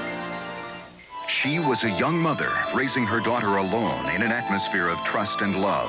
Suddenly, on the brink of tragedy, only one man could save them, the exorcist. Game 3, Saturday from the Summit. There'll be a sellout crowd, and we'll be joining you 3:30 Eastern Time. Bill Russell, you had a point to make about Moses Malone. You know, a lot of times I've said the big guys shouldn't put the ball on the floor. But Moses is not a tall center by NBA standards, so that he has to put the ball down in order to gather himself to jump over to get the shot off. And with the Celtics, every time he puts it on the floor, they get 2 or 3 guys, and that's when they try to bother him. But he has to put it on the floor. Boston still looking for their first points of this second half. They haven't scored in over 3.5 minutes. 51-49. Malone reaching in. That'll be off of Moses. Boston will have the basketball. 11 seconds on the shot clock. So the Celtics have really hit a cold snap. Chris Ford will inbounds the ball at the 8:52 mark of this third period. Ford to Bird. Robert Reed staying tough on him. Reed hasn't scored, but he's played tenacious defense. Archibald. Robert Parish. Well, this guy has great range for a 7-footer. 51. What does that mean? Great range for a 7-footer. Well, not a lot of 7-footers will go out that far and shoot, will they? They can't even breathe that far out. What do you mean, shoot that far out? Jokic is spotting something. That's another foul. Robert Reed. Robert Parish, I'm sorry. So Parish now in foul trouble. They could ill afford to lose him, although they do have more depth on that forward, in that center position. Here he is right there. There's a back pick. Now that's the back pick we talked about that Mike Dunleavy talked about. And Chris Ford should have told Robert Parish that the pick was there. And because of the lack of communication, Parish didn't see it, ran right into Dunleavy, picked up his foul. Parish only played, what, a total of 9 minutes in the first half. And now he's out again as he's picked up his 4th foul. Rick Roby coming in, and Roby is playing with 3 personals. Here's Reed. He'd like to get on the scoreboard. Instead, goes to Malone. Reversed by Malone. Bird with a rebound. Here they come on the break. Reed tries to reach in. Archibald saw him coming in Ford. Hits it. Chris Ford now with 8 points. 53-51. Prior to that basket, we had been tied for the 11th time in this game.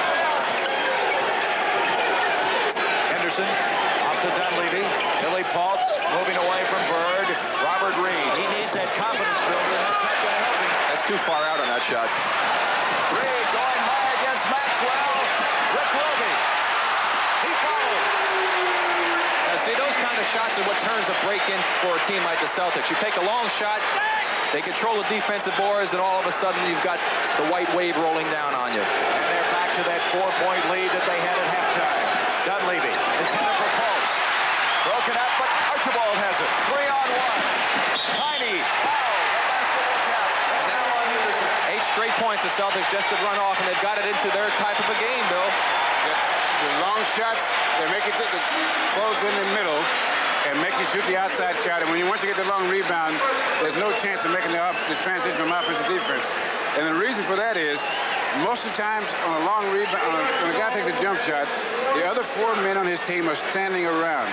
And so they're always a step behind when they're standing around, because in order to change direction, you have to gather yourself, and that puts you a step behind. That's why the fast break hurts teams that shoot jump shots. And what the Celtics do for the Rockets are trying to make them take the outside shot, then they can't make the transition from offense to defense. And what hurts so much is the fact that when Paul threw that ball out to Reed on that first play before this break by Tiny, is that he had Henderson wide open on the cut to the basket, didn't see him, and they had an easy 2 points. Larry Bird almost was able to come up with a steal on an inbound. I think what's interesting is how hard Houston had to work for their 8 straight points, and how quickly Boston came back with their 8 straight.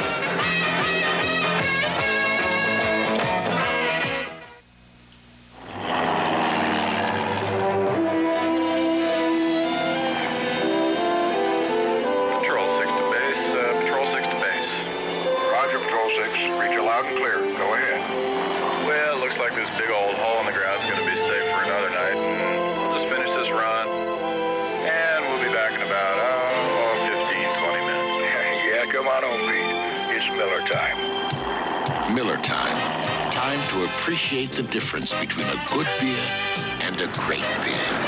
Miller High Life. If you got the time, we got the beer. Hey, Miller, tastes too good to hurry through. When it's time to relax, one beer stands clear. You got the time, we got the beer. Come Miller time, we got the beer. It's happening right now at Ramada Inns all over the USA. We're changing right before your eyes. At Ramada, we're creating comfortable new places to sleep in. We're building bright new places to eat in. We're making Ramada Inns better and better. Ramada, we're changing right before your eyes. For instant confirmed reservations at any Ramada, call toll-free 800-228-2828. Linda Carter's Celebration. A sensational new Linda Carter special. Monday night at 8, 7 Central and Mountain. Tomorrow night on CBS starts with the Dukes of Hazzard. Then it's 2 special hours of Dallas with a television classic which has most of the world asking who shot JR. The most watched episode of a series in the history of television. Tomorrow night on Dallas at a special time, 9 o'clock Central, 8 Mountain. Now, there are the numbers that have been retired by the Boston Celtics. Bill, why the 2 blank spaces down below and the one on the left? Well, they figure a couple guys are going to, a couple more guys will get on that flag. And the reason is the guys are all on the same flag. A lot of you notice there are 8 numbers on each flag. And the reason for that is they don't give them individual flags because they were all team people. While you were talking there, Houston called a 20-second timeout. That was good defense on the part of the Celtics, and the Rockets were forced to take that 20, and that could be critical in a close ball game when you get down to the stretch and need that time to get a play together. Bill, we were just talking. There's right now 13 World Championship flags up above. Do you think they can find room for number 14 if the series continues? Well, if it continues this way, but this Houston team will not quit. I think that one thing happens when a team goes this far is that the team develops a team character. And they begin to be proud of the uniform. And it really makes a lot of difference, believe me. Houston, after that 20-second timeout, now has 8 seconds on the shot clock. Henderson is open. Tries to tip it in the play. Bird, he threw it and almost got Rick Barry with that one. Well, you figure Rick needed an assist. I was ready to take it down for the dunk. By the layup, at least. Boy, I tell you. Well, no, I won't say that. I'll tell you one thing. Rick would have shot it some kind of way. That's 15 turnovers against Boston. It's amazing how much higher guys jump after they retired a year. You notice that? Here's Malone into Henderson. And a foul.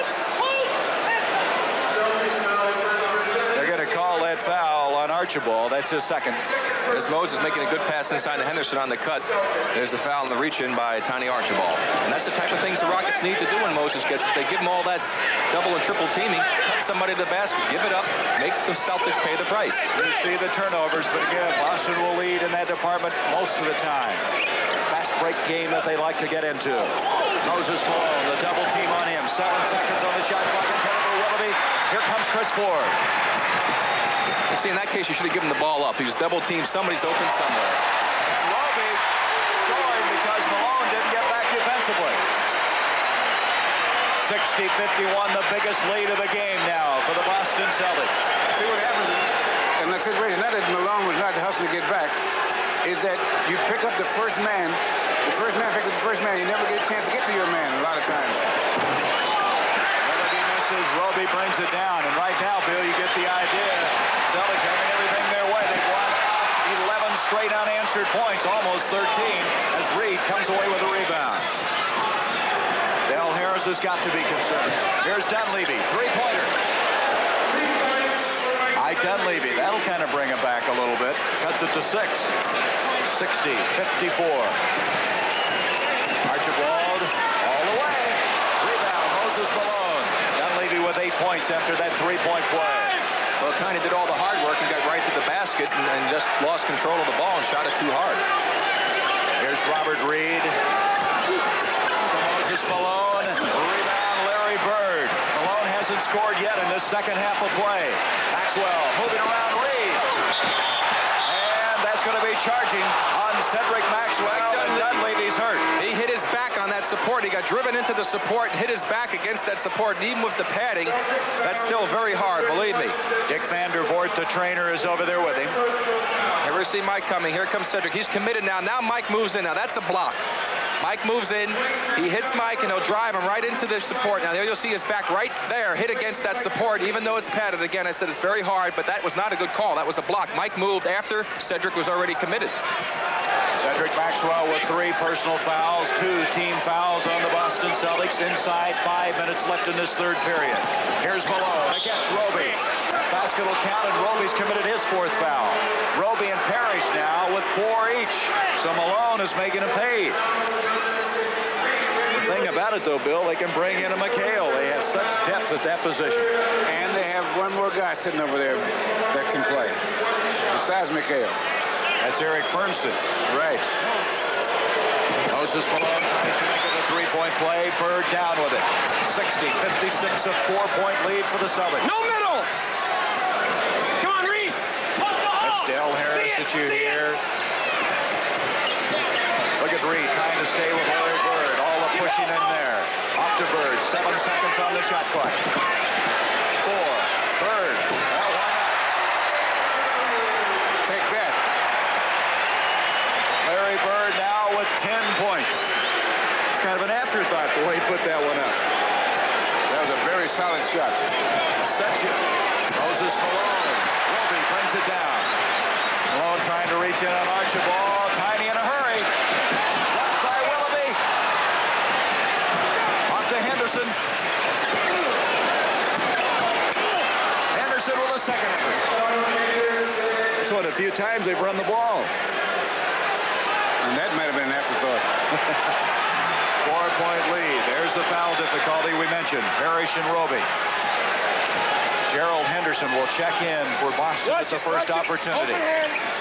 There's Archibald. You see that heavily wrapped right thigh along with that right ankle.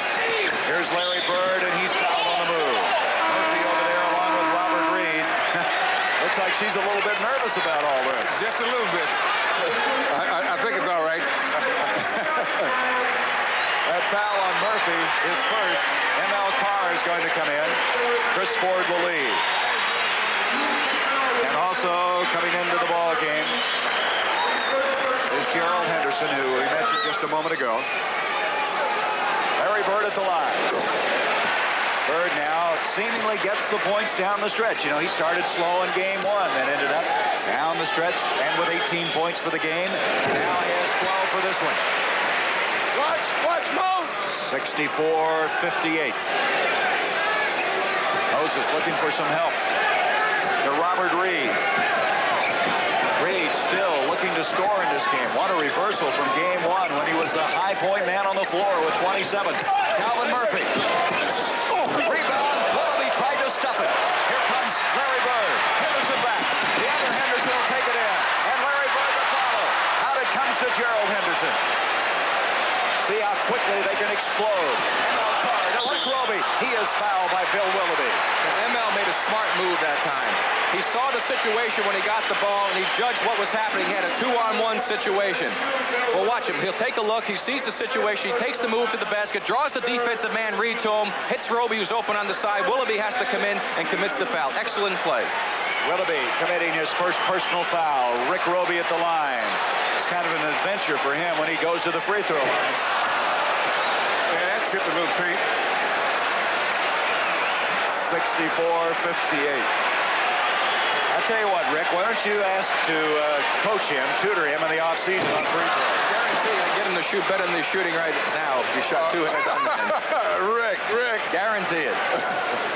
It'd be hard to be worse. That's for sure. That's why I said I guarantee it. Willoughby off to Tom Henderson. Moses Malone. Malone now with 21 points. He scored 2 in the second half. Calvin Murphy.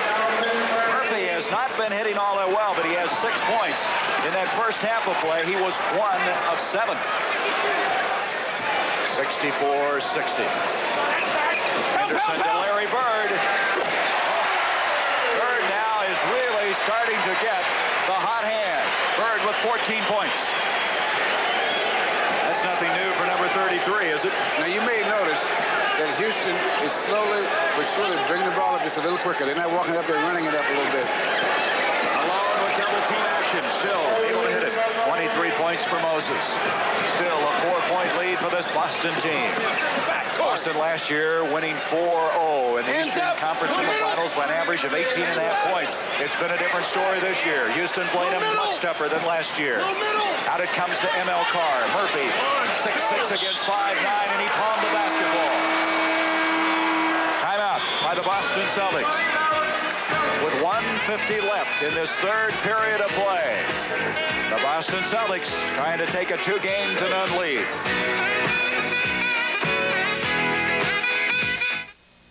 I got my passport. I'll be right over. For all those trips that are too big for the feet and too small for the car, Honda presents the Passport. I told you we needed a passport.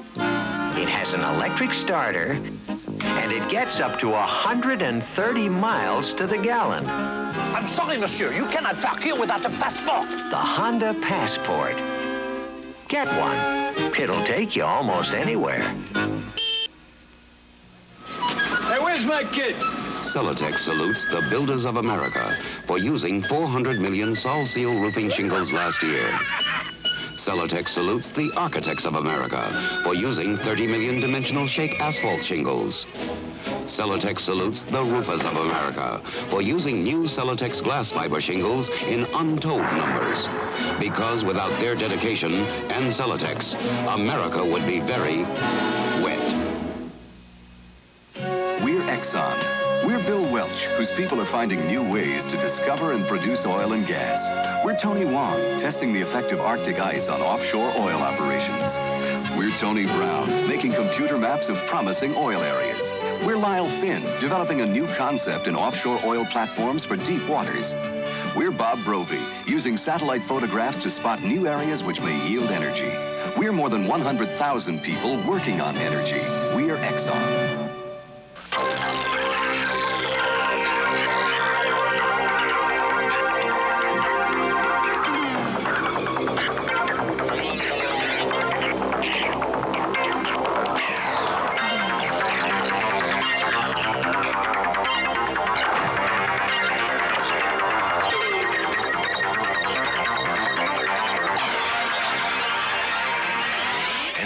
Basketball. It's a moving experience.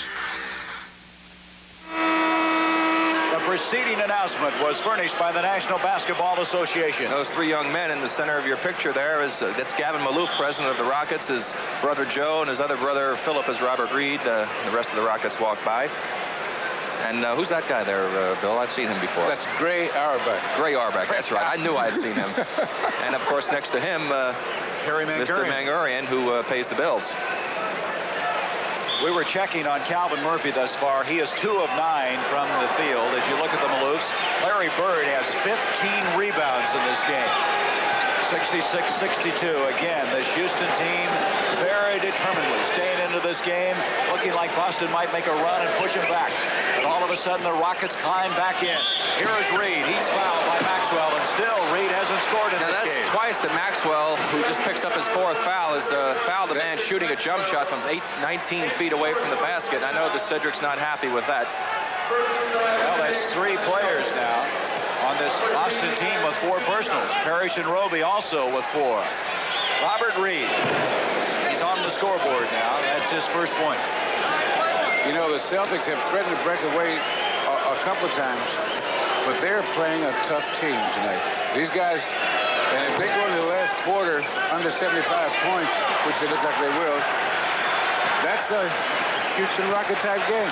But on the other hand, Bill, Boston has won every game this year when they've held their opponents less than 100 points. 29-0. There's Kevin McHale. 68-64. Yeah, but the percentages are running against them on that one. That's one way to look at it if you're a Houston fan. Are you claiming I'm a Houston fan, Gary, by saying that? didn't say that. I didn't say that. Offensive foul on Tom Henderson. Henderson committing his second personal foul. There goes Tommy down the middle, wide open. Now watch his left arm right there. He throws the arm out to keep McHale away from him. Offensive foul. Anderson and M.L. Carr in the backcourt now for the Boston Celtics. Bird, Maxwell, along with Rick Roby. Here's Maxwell. Lost control of the ball. Taking down the rebound, Bill Willoughby. Willoughby's done a very commendable job in this game. He scored 8 points and been tough on the boards. Henderson against Henderson. After Robert Reed. Reed still hasn't hit one from the field. Calvin Murphy. Murphy, 2 of 9 from the field. Moses Malone, 5 seconds on the shot clock. 4, 3, 2, 1. And Henderson hit a tough one. Just as the shot clock expired. Henderson was 6 points. It's a 2-point game. Larry Bird in trouble, and that's going to be charging on Bird. Bird landing on Moses Malone. See, Larry gets himself committed. Moses underneath in position. Larry just crashes right into him, picks up his second personal foul. That's 4 team fouls now against Boston, 3 against Houston. And Joe Gashue will give the ball to Robert Reed. Some pressure in the backcourt. A 2-point lead for the Boston Celtics, who this year have not lost at home against anybody from the Western Conference. They were 12-0. 2 of those wins of the regular season, of course, against this Houston team. You see the time left. The last shot of this third period. Calvin Murphy to take it. Calvin Murphy has tied it up. And that's the way we will go into the final 12 minutes of this game. It's all even, 68 all. This CBS Sports Special will continue after this word from your local station. Discover exciting new ways to make your body better, including replacements for damaged limbs. Don't miss the all-new Body Human, the Bionic Breakthrough, Tuesday night. This is CBS. Taste the high country. Taste the high country. Once you taste the high country, no downstream beer will do. Coors is brewed with pure Rocky Mountain spring water and its own special high country barley. It's no downstream beer. It's no city beer. It's Coors. Taste the high country. Climb up to Coors.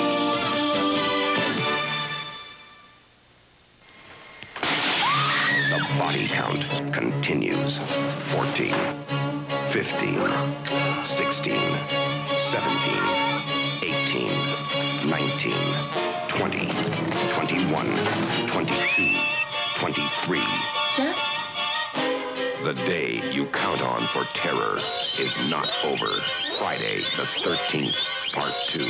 Rated R. Now showing at the Royal San Francisco Geneva Drive-In and Plaza, Daly City. My sister Joan and I sell real estate. So if our cars break down, we both need to rent one. I go to my nearby budget office. She settles for less. I get great service. And a great car. She gets a car, period. And I can use my Sears charge card. She can't. Joan, looks like you're still out of commission. For a great rate by the day, weekend, or longer, call Budget. Look in the yellow pages for an office near you. You don't give up a thing at Budget. We're your number one. Lynn Redgrave and John Davidson, Friday at 4. We'll be switching sites to the Summit in Houston for Game 3 Saturday on CBS Sports Saturday, 3:30 Eastern Time. I think that's supposed to be Larry Bird, that picture, and there's the real Larry Bird. Now, there's the redhead. Dave Cowens had his number retired this year, back in February. Bill, what were you going to say? Well, I was going to say, as they start the fourth quarter, with these two teams, they're eyeball now. Neither team is giving up anything. So what they're trying to do, going to try to do, is someone to get a break.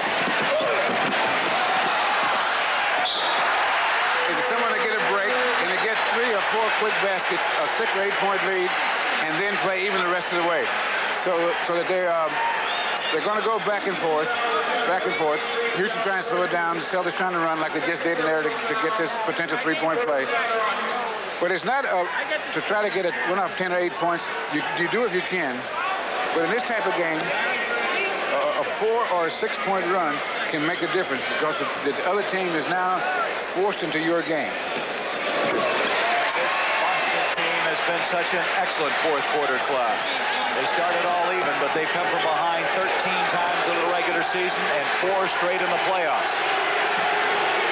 For the first time, though, in the playoffs, they were held under 20 points in the third period that just elapsed. Larry Bird. Gerald Henderson. Maxwell.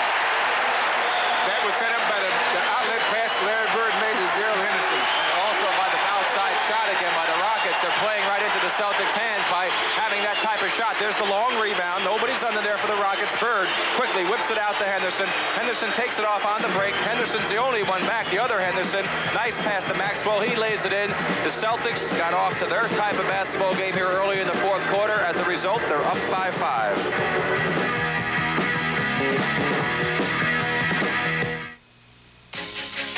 At Transamerica, we provided affordable life insurance for 4 generations with Occidental Life. We give you great travel values with Transamerica Airlines and budget rent-a-car.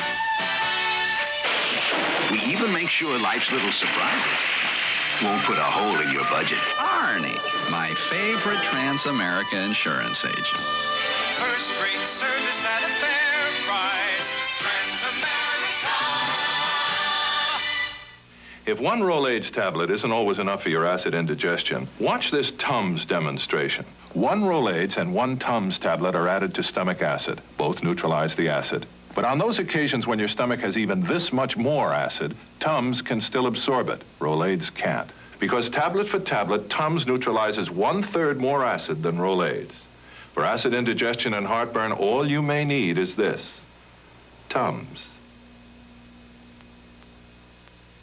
Fact, you're about to witness an act of violence. Brute force exploding, unleashing friction at its worst. Because when you start a cold engine, it's barely protected by motor oil. What can you do? Fact, use the black oil Arco Graphite, the oil with graphite. The lubricant that makes Arco Graphite reduce friction better than any other leading oil. Arco Graphite, the oil that's fact, not friction.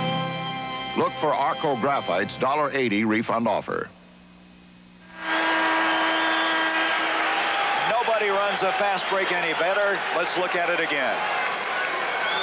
Now, Tom Henderson takes the outside shot. Now, when Larry Bird gets the shot, the first thing he'll do is look up court, release the ball. That first pass is the key pass on any fast break, and this is the result of it.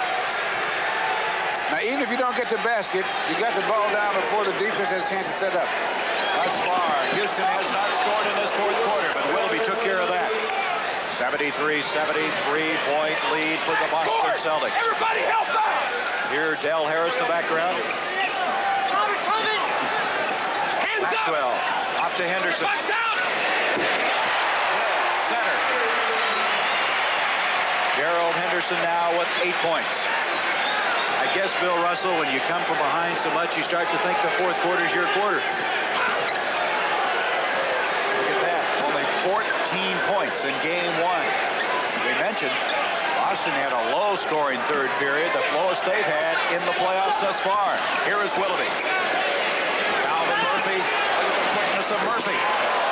That was some shot because he didn't have it. He had to lean sideways to make that one. And Murph's capable of doing that. And they got a break because Robert Reed was in that middle a long time. He never left the 3-second area, but they didn't pick him up. So a break for the Rockets. Calvin Murphy now in double figures with 10 points. Kevin McHale off to Larry Bird. Reed got a piece of the ball. Malone can't hang on. It's going to be the Celtics basketball. And I tell you, Robert Reed's done an outstanding job on Larry Bird in this basketball game. He's had to work very hard for all the points that he's got, and Reed has tried to stay with him as best as you possibly can against a great player. There's those 19 points we mentioned. The first time the Celtics have been under 20 points in a quarter. Here is ML Carr. Oh, that makes you pay for your acting job. Del Harris, his team down by 5, 77-72. 9:47 to go in game 2.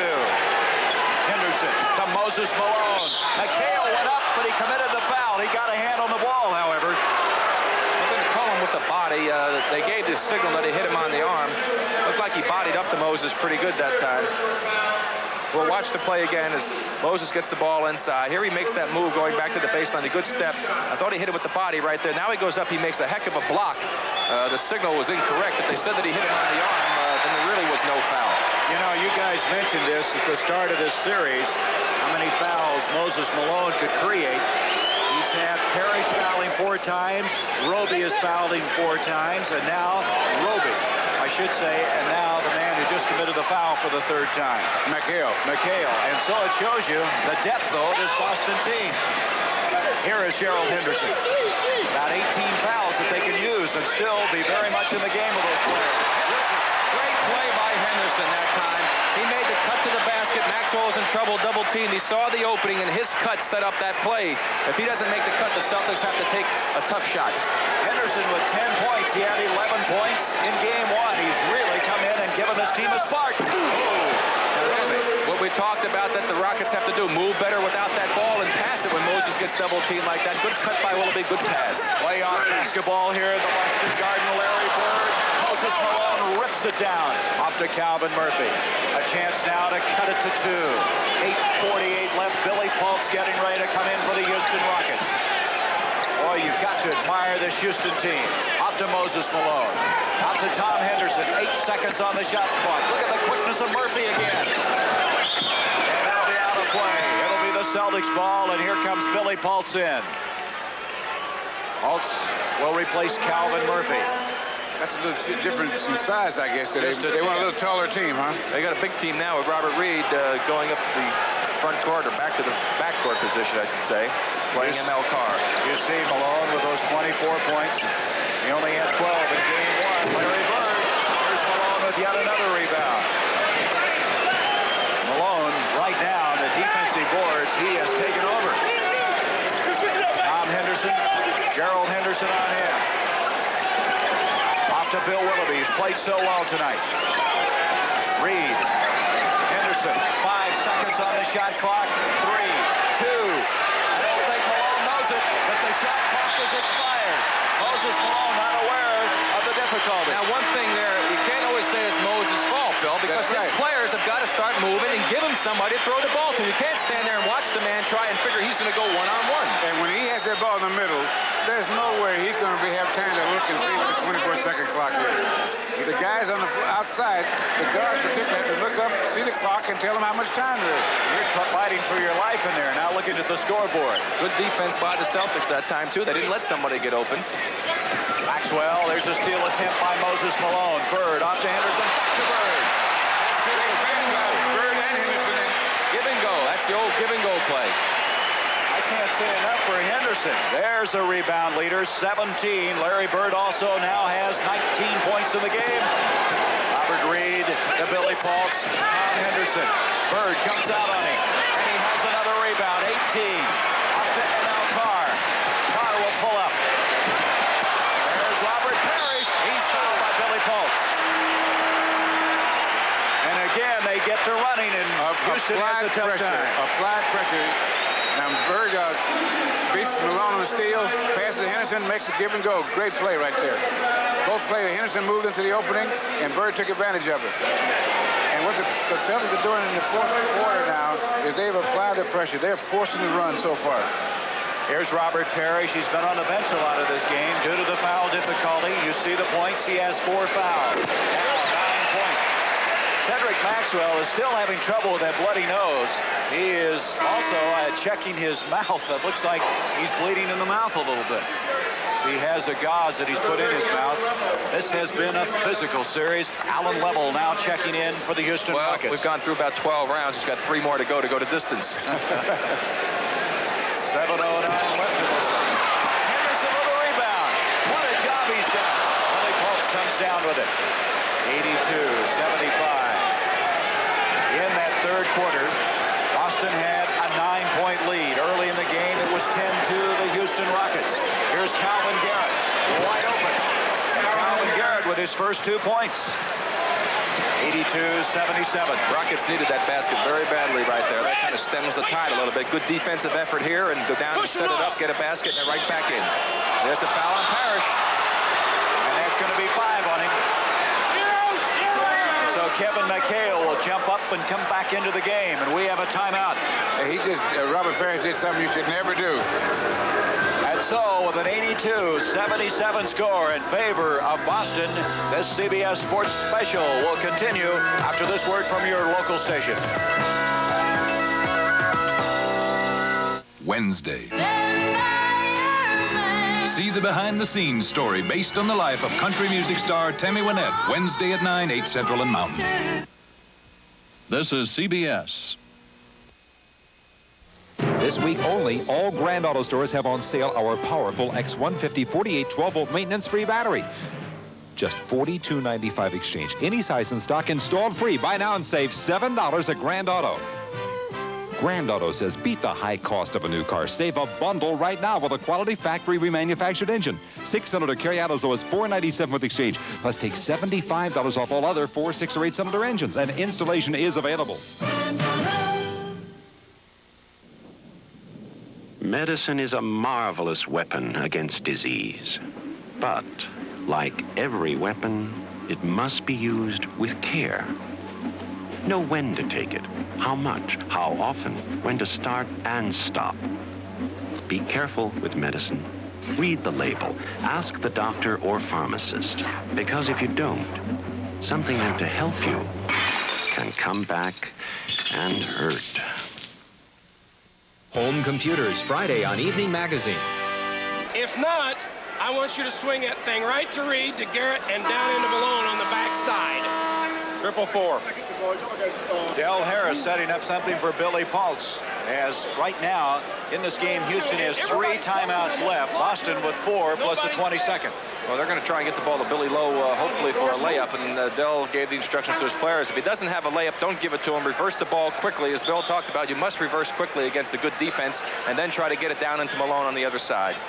Parish on the bench with 5 fouls, 9 points. What I was going to say about Parish, what he did is he felt pressure and he pushed back. And that's the one the referee always gets. Level into Billy Pulse. There's a play that Del Harris desires. Well, I said don't give it to him unless it was a layup. That wasn't a layup, but fortunately the ball went in. 82-79, and again, Houston battling back. We were all even after 3 periods, 68 all. Here is Maxwell. Malone jumping out on him. Larry Bird, Reed playing tough on him. Look how tough he is. McHale. Rebound inside. Maxwell, and he has a jump ball. They're going to jump it up. This crowd, decidedly, in favor of Boston, doesn't like that development. There's a good defense by Reed on Bird. Gets it in to McHale. Pulse with good defense. Ball comes off. Maxwell battles hard. He gets it as he goes back up. Jump ball called. Malone controls. Boy, did he ever. So he went up against Cedric. And now a chance to cut it to 1. The Houston Rockets. Allen level. Henderson picking him up tough outside. Out to Robert Reed. Here's Calvin Garrett, who started 35 games earlier this year and hasn't played much since March. Henderson running into Pulse, and it's going to be a foul on Gerald. And Billy Pulse did what any good center will do. When a guy puts your hand on you, grab his hand. Well, let's look at it. Here we'll see level with the ball. Now the screen by Pulse goes up. Henderson puts his left hand right there. He gets a little push, and Pulse just goes ahead and makes the little acting job, picks up the foul. Second team foul against Boston. Malone is fouled. Kevin McHale doesn't like it at all. You're doing a job, Joe. Now there's Bill Fitch. They were kidding him the other night. They said the official ran by and said, sit down. And one of the scribes on the side said he hasn't been able to sit down for 2 weeks. And Bill Fitch moving up. Not happy about that foul on McHale, which is his fault. Well, the reason he didn't like it, he said you blew the whistle, Joe, before he ever shot the ball. Boy, they have some foul difficulty. Parish with 5, Roby, Maxwell, and McHale all with 4 each. Down to a 2-point game, 82-80. So that depth may be severely tested here because of the foul problem. Bird, he is fouled as he releases the shot. They're not calling a foul. They're saying it's the Celtic basketball. People can't believe what's going on right now. Now they're going to have it with 12 seconds on the shot clock. See disbelief on Jimmy Rogers' face, one of the assistant coaches with Bill Fitch. And That's Del Harris again yelling as Larry Bird will inbounds it, but right now, the Boston Celtics want to talk it over. The Celtics now have 3 timeouts plus the 22nd left as Larry Bird, who thus far has 19 points in this game, will catch a breather at the 5:23 mark of this 4th period. A 2-point lead for the Celtics.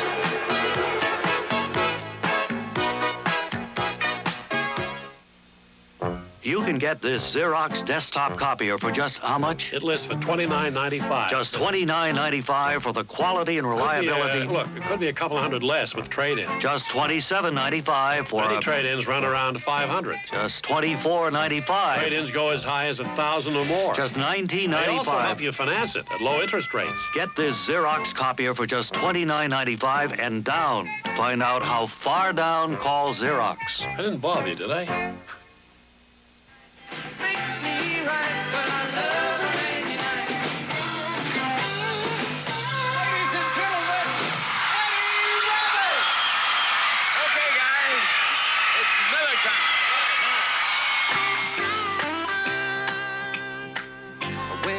To relax, one beer stands clear. If you got the time, we've got the beer. Unleash the spirit. Unleash the spirit. Blue Stratos. Blue Stratos, the spirited new men's cologne and aftershave, as brisk and bold as the open sky. Blue Stratos. Stratos for the free spirit in man. Unleash the spirit. Unleash the spirit. Blue Stratos. Now here's that last play that everybody was so upset about. Now Robert Reed goes up as Bird goes up. He gets the ball. Now whether or not he bumped into him and knocked him into Garrett, there was a lot of contact. It either was a foul on Reed from behind or a foul on Bird for crashing into Garrett. Something should have been called. Instead, the ball will be awarded to Boston out of bounds with 12 seconds on the shot clock. And Houston has hung tough and slowed this ball game down. Look at the comparative stats between Moses and Larry. Outstanding games by both men. Moses, the high point man on the floor. Here is Ford on that running hook. Now that's what you need, is a guy that's not afraid to take a tough shot down when the pressure's on. He hasn't. He's done that in the entire year. We saw him in that game against Philadelphia to decide the Atlantic Division title. He had 16 points in that game. He has 10 points tonight. He was sitting a long time, too. He has confidence. That's what it takes. Alvin Garrett seeing a lot of playing action. 7 seconds on the shot clock. 5. Off to Robert Reed. Blocked by Kevin McHale. 2 seconds on the shot clock. And here comes Larry Bird. Intercepted by Level. Allen Level. Bird is back. Moses Malone. And Malone is fouled. The basket will count. He has a tough shot he made there. Sure was. That's a great play by Allen Level, anticipating that break by the Celtics. Good defense that time by McHale. A great sequence that time by both teams. We'll watch first an excellent defense by McHale. He comes over and leaves Malone. Times it beautifully on Reed. Super block. Reed left-handed. That's the reason he was able to do without fouling. Super block. Malone makes it a 3-point play, and it's a 1-point game. McHale led all rookies this year in blocked shots. You can see why on that last play. 84-83. Boston twice as many block shots as a year ago because of Parish and McHale. Archibald, there's McHale again. And that was because of the penetration by Tiny. And his man, Paul's had to go over and help out. McHale was open because Malone eventually had to go to pick up Tiny going in the basket, so he had a clear path to that offensive board. 12 points now for Kevin McHale. Malone wants the basketball, but McHale bounces up against him. 4 minutes left in the game. Reed! McHale. McHale bothered him again. Boy, this McHale playing like a 10-year veteran instead of a rookie. Archibald off to McHale. Pulse staying tough on him. Level jumps back on him. Here's Archibald. And Ford, 3 seconds in the lane against the Celtics. That'll be 21 turnovers in this game against Boston. Here comes the drive. Now here see Tiny gets by Paul, who had to help out. Now Malone comes to help out, makes him get the shot up high, but there's McHale, who had the clear path right to the basket, puts it in. 3 minutes, 46 seconds left in game 2. A 3-point lead for the Boston Celtics. You see the turnovers. Calvin Garrett with Maxwell on him. Fultz, 10 seconds on the shot clock. Out to Allen level. 6, 5, level. And Malone comes down with it. And as he is fouled as he tries to take it back up. Bill Fitz thought it was traveling. He's going through the motions on the sideline. And I think Joe thinks that Bill Fitz traveled because he just called technical for traveling. Watch it again. A technical foul was definitely called. There's Malone battling for position. Look how he's battling with McHale. McHale stays in there, keeps it alive. Now let's see if he does walk. Well, the foul was actually called before he did walk. That was a good call. Well, the technical foul going on Larry Bird. Bill Fitch was going through all kinds of gyrations, and Bird was discussing this situation, and Bird comes away with a technical, and now it's a 2-point game. Larry Bird voicing his displeasure, and it never pays off, does it? It's also a penalty situation against the Celtics, and the Rockets only have 2, so they have another foul to be able to use here in the last minute and 22 seconds before you get into that 2-minute period, and that could certainly work to their advantage. Moses Malone, what an effort on this last play. With the penalty in, 3 to make 2. He can tie it up now. At the 3:22 mark. If anybody was thinking that the Rockets weren't going to give the Celtics any kind of a run, I think that they've had to change their mind. Now, what's going to happen now is that the team that makes the fewest number of mistakes, because it's going to come down to execution now. We now have been tied 13 times in this game. Level committing a foul. Crowd up and cheering. They felt that was a long time in coming. But they had one to waste, as Rick. Well, they still have another one. They still have another one before they actually go into the penalty, because you don't go in until the 5th foul. So they still have one more before this game is over to use. You see the time, about 3 minutes left. Willoughby getting ready to come in. Archibald has it broken up. 12 seconds on the shot clock. Out to Chris Ford. Here's Ford again. Blocked by Billy Fultz. And it's going to be off of Fultz. Fultz trying to get the official to realize it was off of the Celtics, but he couldn't convince Jake O'Donnell. You got to like a player like Chris Ford. Goes down the middle with all that traffic and all the shots that are being blocked all night, and he's going right down the middle, so he can either get the free throw or at least a good shot. 5 seconds on the shot clock as Bird wheels in, and over the back, one of the Boston Celtics. Robert Parish, and that's 6 on him. Kevin McHale didn't get a chance to sit down very much.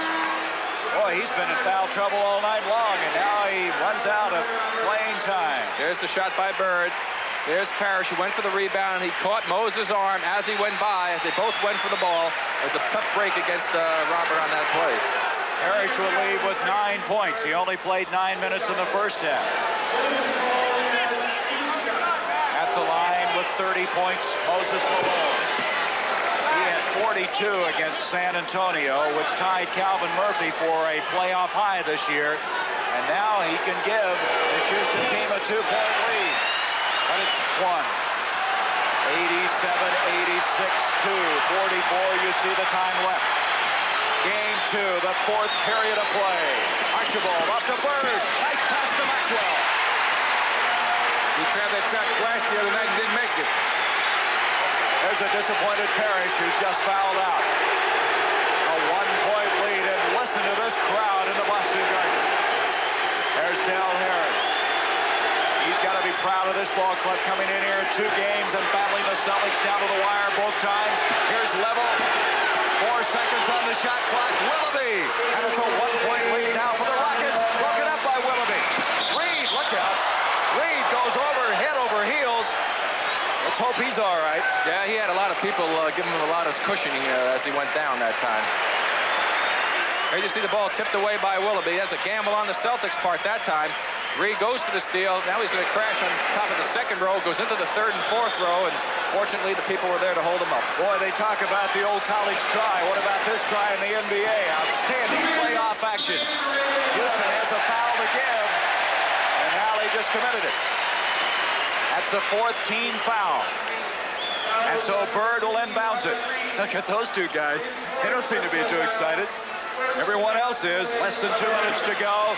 Maxwell taking Malone. Billy Fultz brings it down. And the Rockets with a 1-point lead and less than 2 minutes to go in this game. Allen level off to Bill Willoughby. The Rockets, the first sub-500 team of the regular season, have played to be here since 58 and 59 in the championship finals. Here's Moses Malone. And it's going to be off of Houston. The Celtics with 1:33 will have it. And this is an eyeball-to-eyeball confrontation. Nobody's backing off. And so now come what you call the key plays. Every play down is important. It's execution. If they would pick up one more victory on the road, that would tie that 68 Celtics team. Moses Malone with a big steal. Big steal. 116. He was able to make that steal because it was a direct pass in, a bounce pass. He would have never been able to get to that ball. Timeout call by the Houston Rockets with 1 minute, 12 seconds left to go in this game. The Rockets would like to even it up, then move to Game 3 Saturday. The Summit in Houston will be there.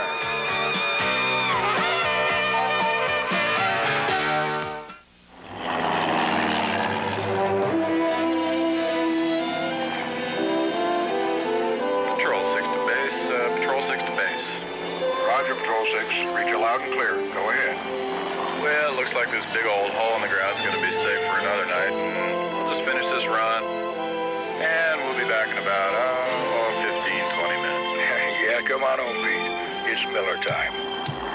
Miller time. Time to appreciate the difference between a good beer and a great beer. Miller High Life. If you got the time, we got the beer. Hey, Miller, tastes too good to hurry through. And it's time to relax. One beer stands clear. You got the time. We got the beer. Come Miller time. We got the beer.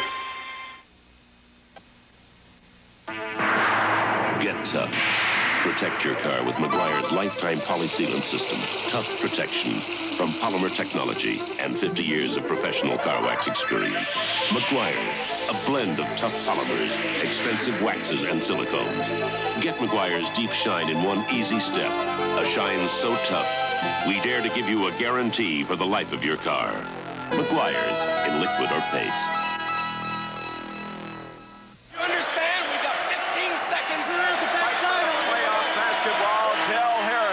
Set the play up, and look at this Boston crowd. They'll have Game 3, 3:30 Eastern Time on Saturday from the Summit in the Houston, Texas. There's that last play by Malone. You see Maxwell isolated underneath. There's the high pass. Malone is able to go after it. If the pass had come in on the bounce pass situation, Maxwell would have had an easy chance for a dunk. Now, both teams are going to go to their strength. You can look for every time down for Houston to take the time and the patience to try to get the ball into Malone because he's scoring most of the time.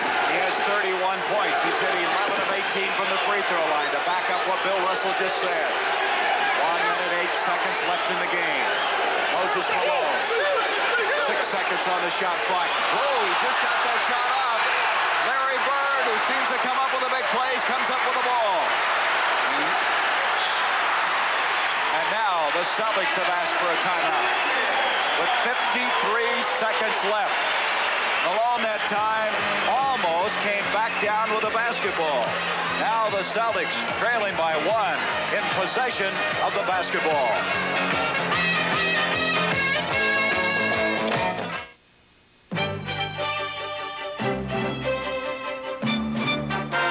Everything's rugged in Maine, Vermont, and Alaska, including driving conditions and the price of gas. In all 3 states, the #1 imported car is Subaru. Because our front and four-wheel drive cars are dependable, easy on gas, and easy to handle, and no matter where you live. Wouldn't it be great to have a car that's overqualified? Subaru, inexpensive, and built to stay that way.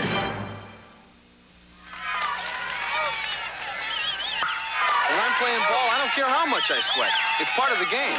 Oh, rap. But off the field, I want to feel nice and dry, and I want to smell nice. That's why I use Speed Stick Super Dry Antiperspirant.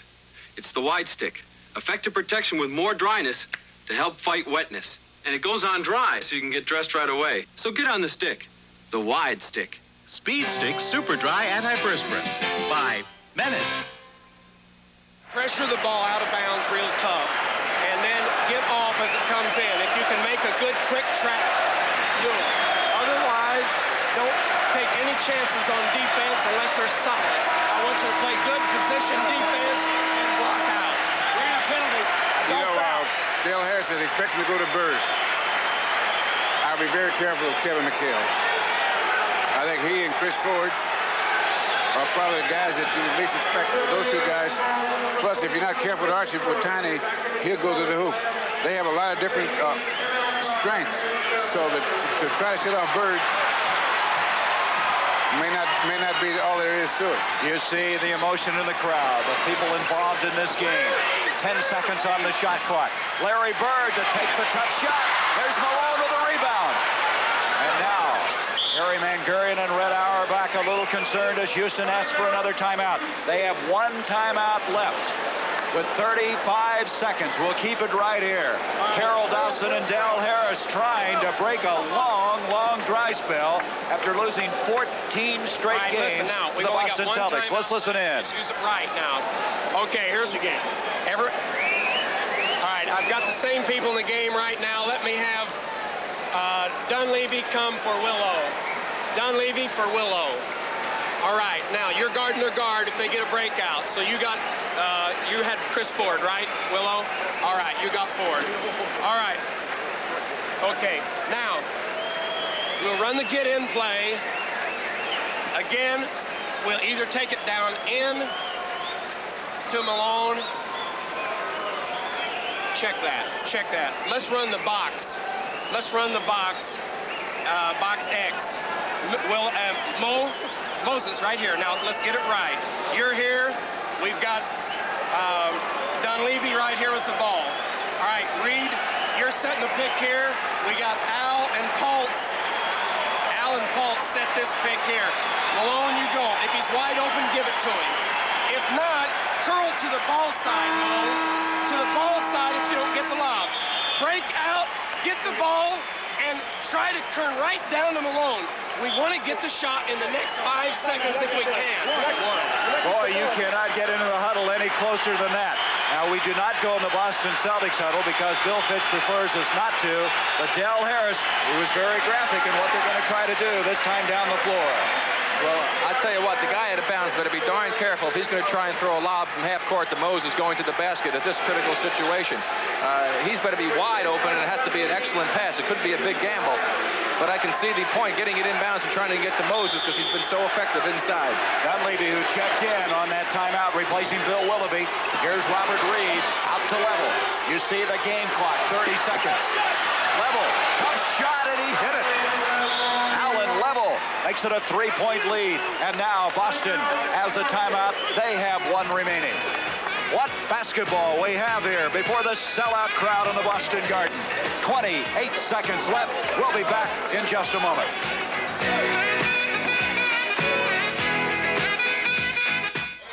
Gentlemen, this meeting is called to decide which one of us is the most popular light beer drinker of all. Must be talking about me. I vote for my buddy, Boog Powell. Should I take the minutes? You can take all year. Hey, I cast my vote for Billy Martin. I'll second that. Me too. Excuse me, this chart clearly shows what a little showing off can do. Now, wait a minute. I'm the most popular guy here. Gentlemen, wait, a little respect. At least we agree that light beer from Miller tastes great. Let's do it! Tastes great! Let's do it! Tastes great! Let's do it! Better make it a secret ballot. Could we vote for Red Auerbach? Please? See what? I'm voting for me. From Miller, everything you always wanted in a beer, and less. You're right there. You're not going to What basketball we have and more to follow Saturday, Game 3 from the Summit in Houston. That game is completely sold out, over 16,000. All right. The Rockets with a 3-point lead. When we get the ball... Let's listen to Del Harris. We better take the timeout when we get the ball. If you get a steal, lay it up. Otherwise, not. All right, now, as far as Boston is concerned in three-point plays, which they got to be looking to, this is their best man, Chris Ford. He's 5 of 16 in the playoffs, and this team as a whole is 7 of 29 on three-point plays. Ford, during the year, was 7th in the NBA in that department. Here we go. Archibald. They're going to go for two. Archibald in trouble. Delayed pulse, then broken up. Rejected. McHale tried to put it up, and wait a minute. Joe Gashu. Now they got a foul. They're going to have to make two. And that put them 1 point behind. Now they're going to have to go for... That's going to go on Pulse, too. He's third. Now, if Tiny makes both of these, they're going to have to either go for the steal, because they can, Houston's sending two good shooters, Dunleavy and Murphy. You can't foul either one of those guys. This is an excellent free throw shooting team. Houston has 5 players this year that shot over 80% from the free throw line, and 2 of them, Dunleavy and also Calvin Murphy, now checking in. Here is ML Carr also coming in. Maxwell will check out. The Celtics, the Rockets don't call a timeout, have to try and go for a steal, but not in the back court. They have enough time to let them get over into the front court. Then try and make a steal. If you can't get it, then take the foul. Make them make the free throws. Then it's a 3-point game at the worst, and they still can go for the 3-pointer to tie it. Houston with 1 timeout left. Can cut it to 1. 91-90. And Houston's going to use that timeout. Del Harris will call timeout with 18 seconds left in this game. Boston has 1 timeout left, plus the 22nd. Now Del Harris to the drawing board again. On the 22nd timeout, they would not be able to advance the ball. And that's important. The kind of timeout they call Willoughby. In a time like this, if you call a 22nd timeout, you cannot advance the ball because you don't get that privilege in the last 2 minutes. Whereas you call the regular timeout, you can advance the ball. You take Bird, you take the center, Mo, and you take the other forward. You be sure you got matched up. Now, even though it's our ball, we have no timeouts left. None. 0. Nothing. All right, now, here's what I want to do. Let's run the get-in play, but we'll run it. We're going to take it on this side here. Reed, you take it back up far. Don't travel. These things are just no good. All right, we're going to run it from this side. I've got, I want Dunleavy, Murph, Malone, and Willow. All right, Dunes, I want you to come right into here. Murph, I want you to come right here. Willow, you're coming hard right at the ball. Spread out like that. Malone, you're up in here. Now, what I want is spread out into the rack. I want Reed in the high post, Willow wide, Dunleavy at the ball, Murph wide, and Mo underneath. You can hear the bedlam. Over 15,000 fans, and there's some of the enthusiasm. This crowd is alive, and Boston is in love with the Boston Celtics. They have been for so many years. And they've got good free throw shooters out there. Now, you probably will have to foul someone. Who would you pick? Well, you're going to stay away from Murphy. Yes, and Dunleavy. You'd either go for probably Malone, Willoughby, or Reed. Either one of those 3, I would say. They got to get the ball in first, and they do. Steal attempt by Kevin McHale. Dunleavy trying to hide from him. Double team on him. Boy, he's in trouble, and he's fouled. Dunleavy will go to the line. Where they made their mistake, as far as I'm concerned at this stage, is that you go for the steal on that one inbounds pass. McHale went to steal it. Malone got it. Malone is the man they should have fouled then, because once they got it into the hands of Dunleavy, he was going to look for Murphy and not for anyone else. I can guarantee you that. Henderson committing the foul is second. Now, Dunleavy in the regular season shot 84% from the line. He has 8 points in this game. Listen to the bedlam here. Oh, I tell you. Talk about pleasure basketball. Now, if he misses, they better get the rebound. It's a 2-point lead, and now Boston has called a timeout. Remember, they still have a 20-second left.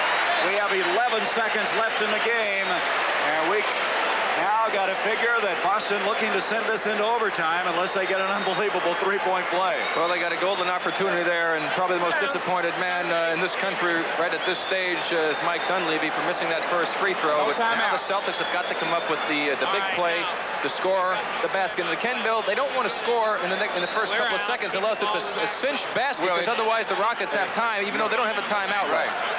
I think that they'll just take the shot that's available, because if they score,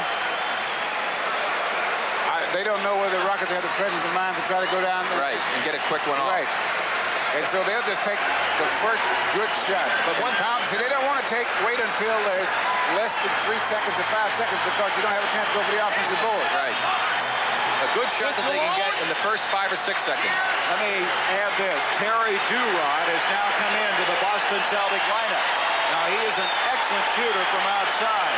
He's tried 1 3-pointer in the playoffs, but during the regular season down the stretch, he hit 6 of 10. You know, one thing about this Celtic team, I wouldn't put it past a guy like Bird or Ford to take the 3-point shot if they got wide open in this case and hope that they can get a rebound if they missed it. I mean, they might just do something like that if the other shot isn't there. Again, we should mention, we are not in the Boston Celtics huddle because Bill Fitch does not want us in there. So we're not just going to Houston to show any partiality, but Houston allows it, Boston does not. Here we go. 11 seconds left in regulation. You see the time. Archibald, Larry Bird, back to Tiny. And the Houston Rockets have evened it up. The Houston Rockets have broken a 14-game losing streak to the Boston Celtics. They even up this best-of-7 series with a 92-90 win. And I am really impressed the way Houston stayed in this one. Well, I think that they made some great adjustments, but the key thing was, I think, in the first half, when Boston was trying to break away, Houston and Dale Harris in particular kept calling timeouts, strategic timeouts, telling his team what he wanted to do. Let's slow him down. There are a couple of times they almost let it slip away, and they gathered themselves up together, slowed it down, stayed in the ball game. They were never out of it. Who's our MVP? I'm going to mention Moses Malone.